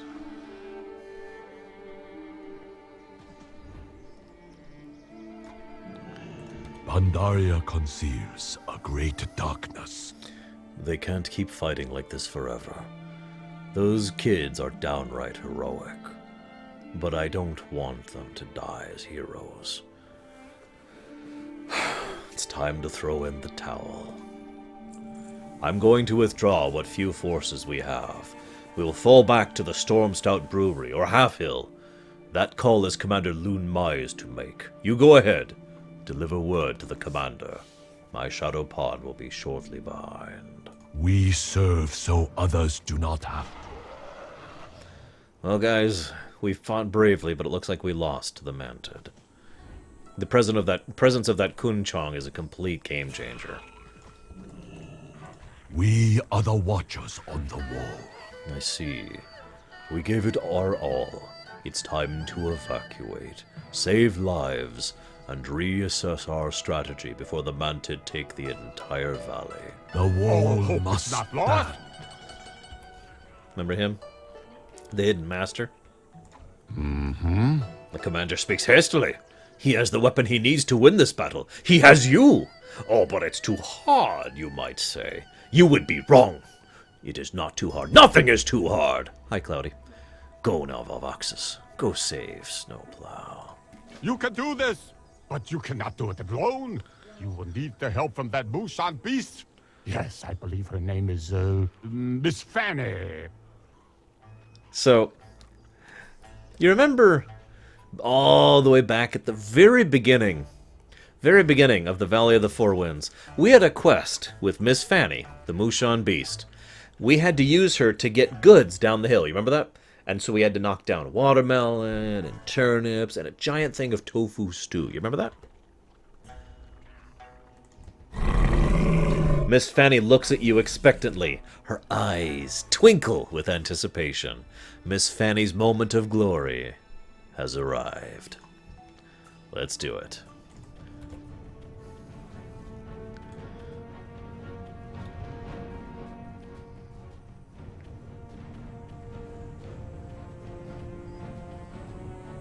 As an aside, this is quite a large beast. You can see us on her back there.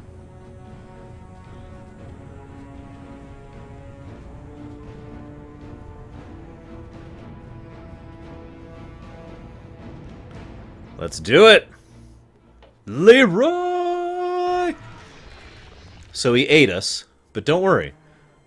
It's all part of the plan. Remember this quest from the Hidden Master? Keep in mind we are inside the Kung Chong right now.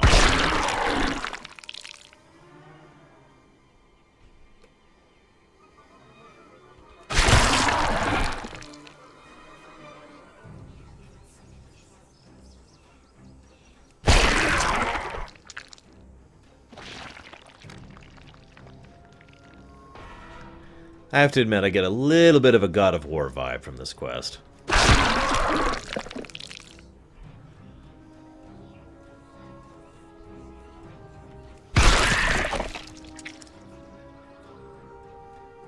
All that armor doesn't help its inside, after all.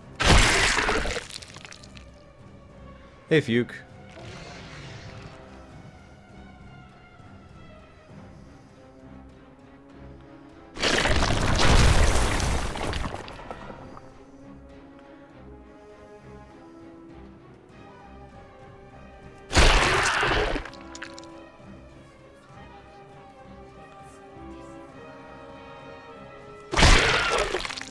One more.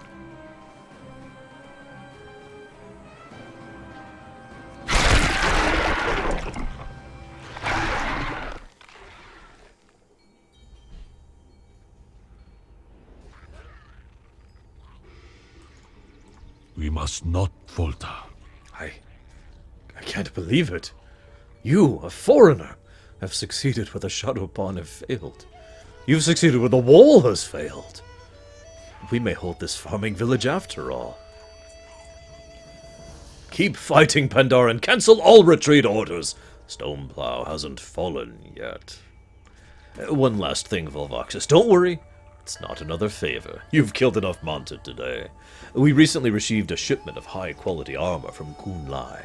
I was planning to keep them for my men, but I can't think of anybody more deserving than you. You'll find them on the second floor of the inn here in town. And these are actually pretty high-quality gear the shadows. For when you actually get them. So in addition to having an awesome cutscene where you pretty much single-handedly save the town, you also get some really nice gear from it.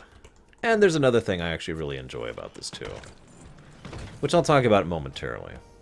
This isn't quite the same as, say, Dragon Age Origins, but there is something they did very right here, in my opinion. This is funny, those are actually better than our current boots, because we haven't updated our boots since, like, level 50.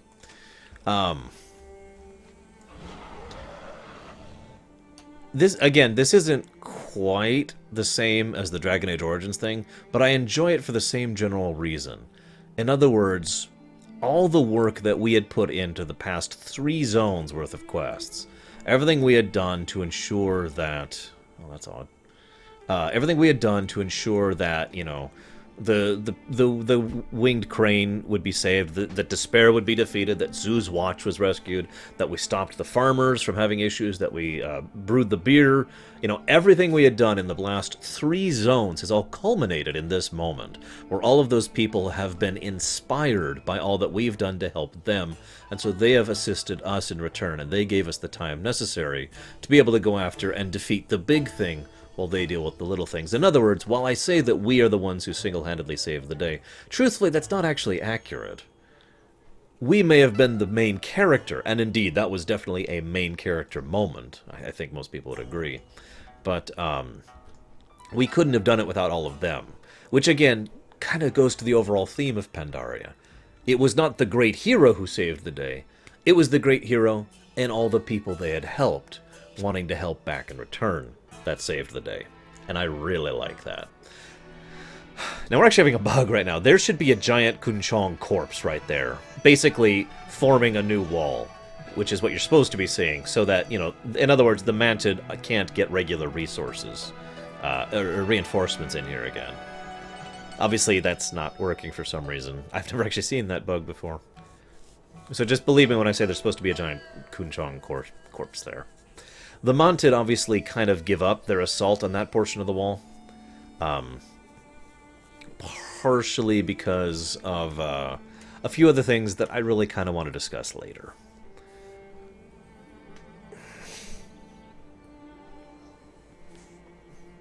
Also, Kay, when is Star Citizen actually coming out? I'm just curious.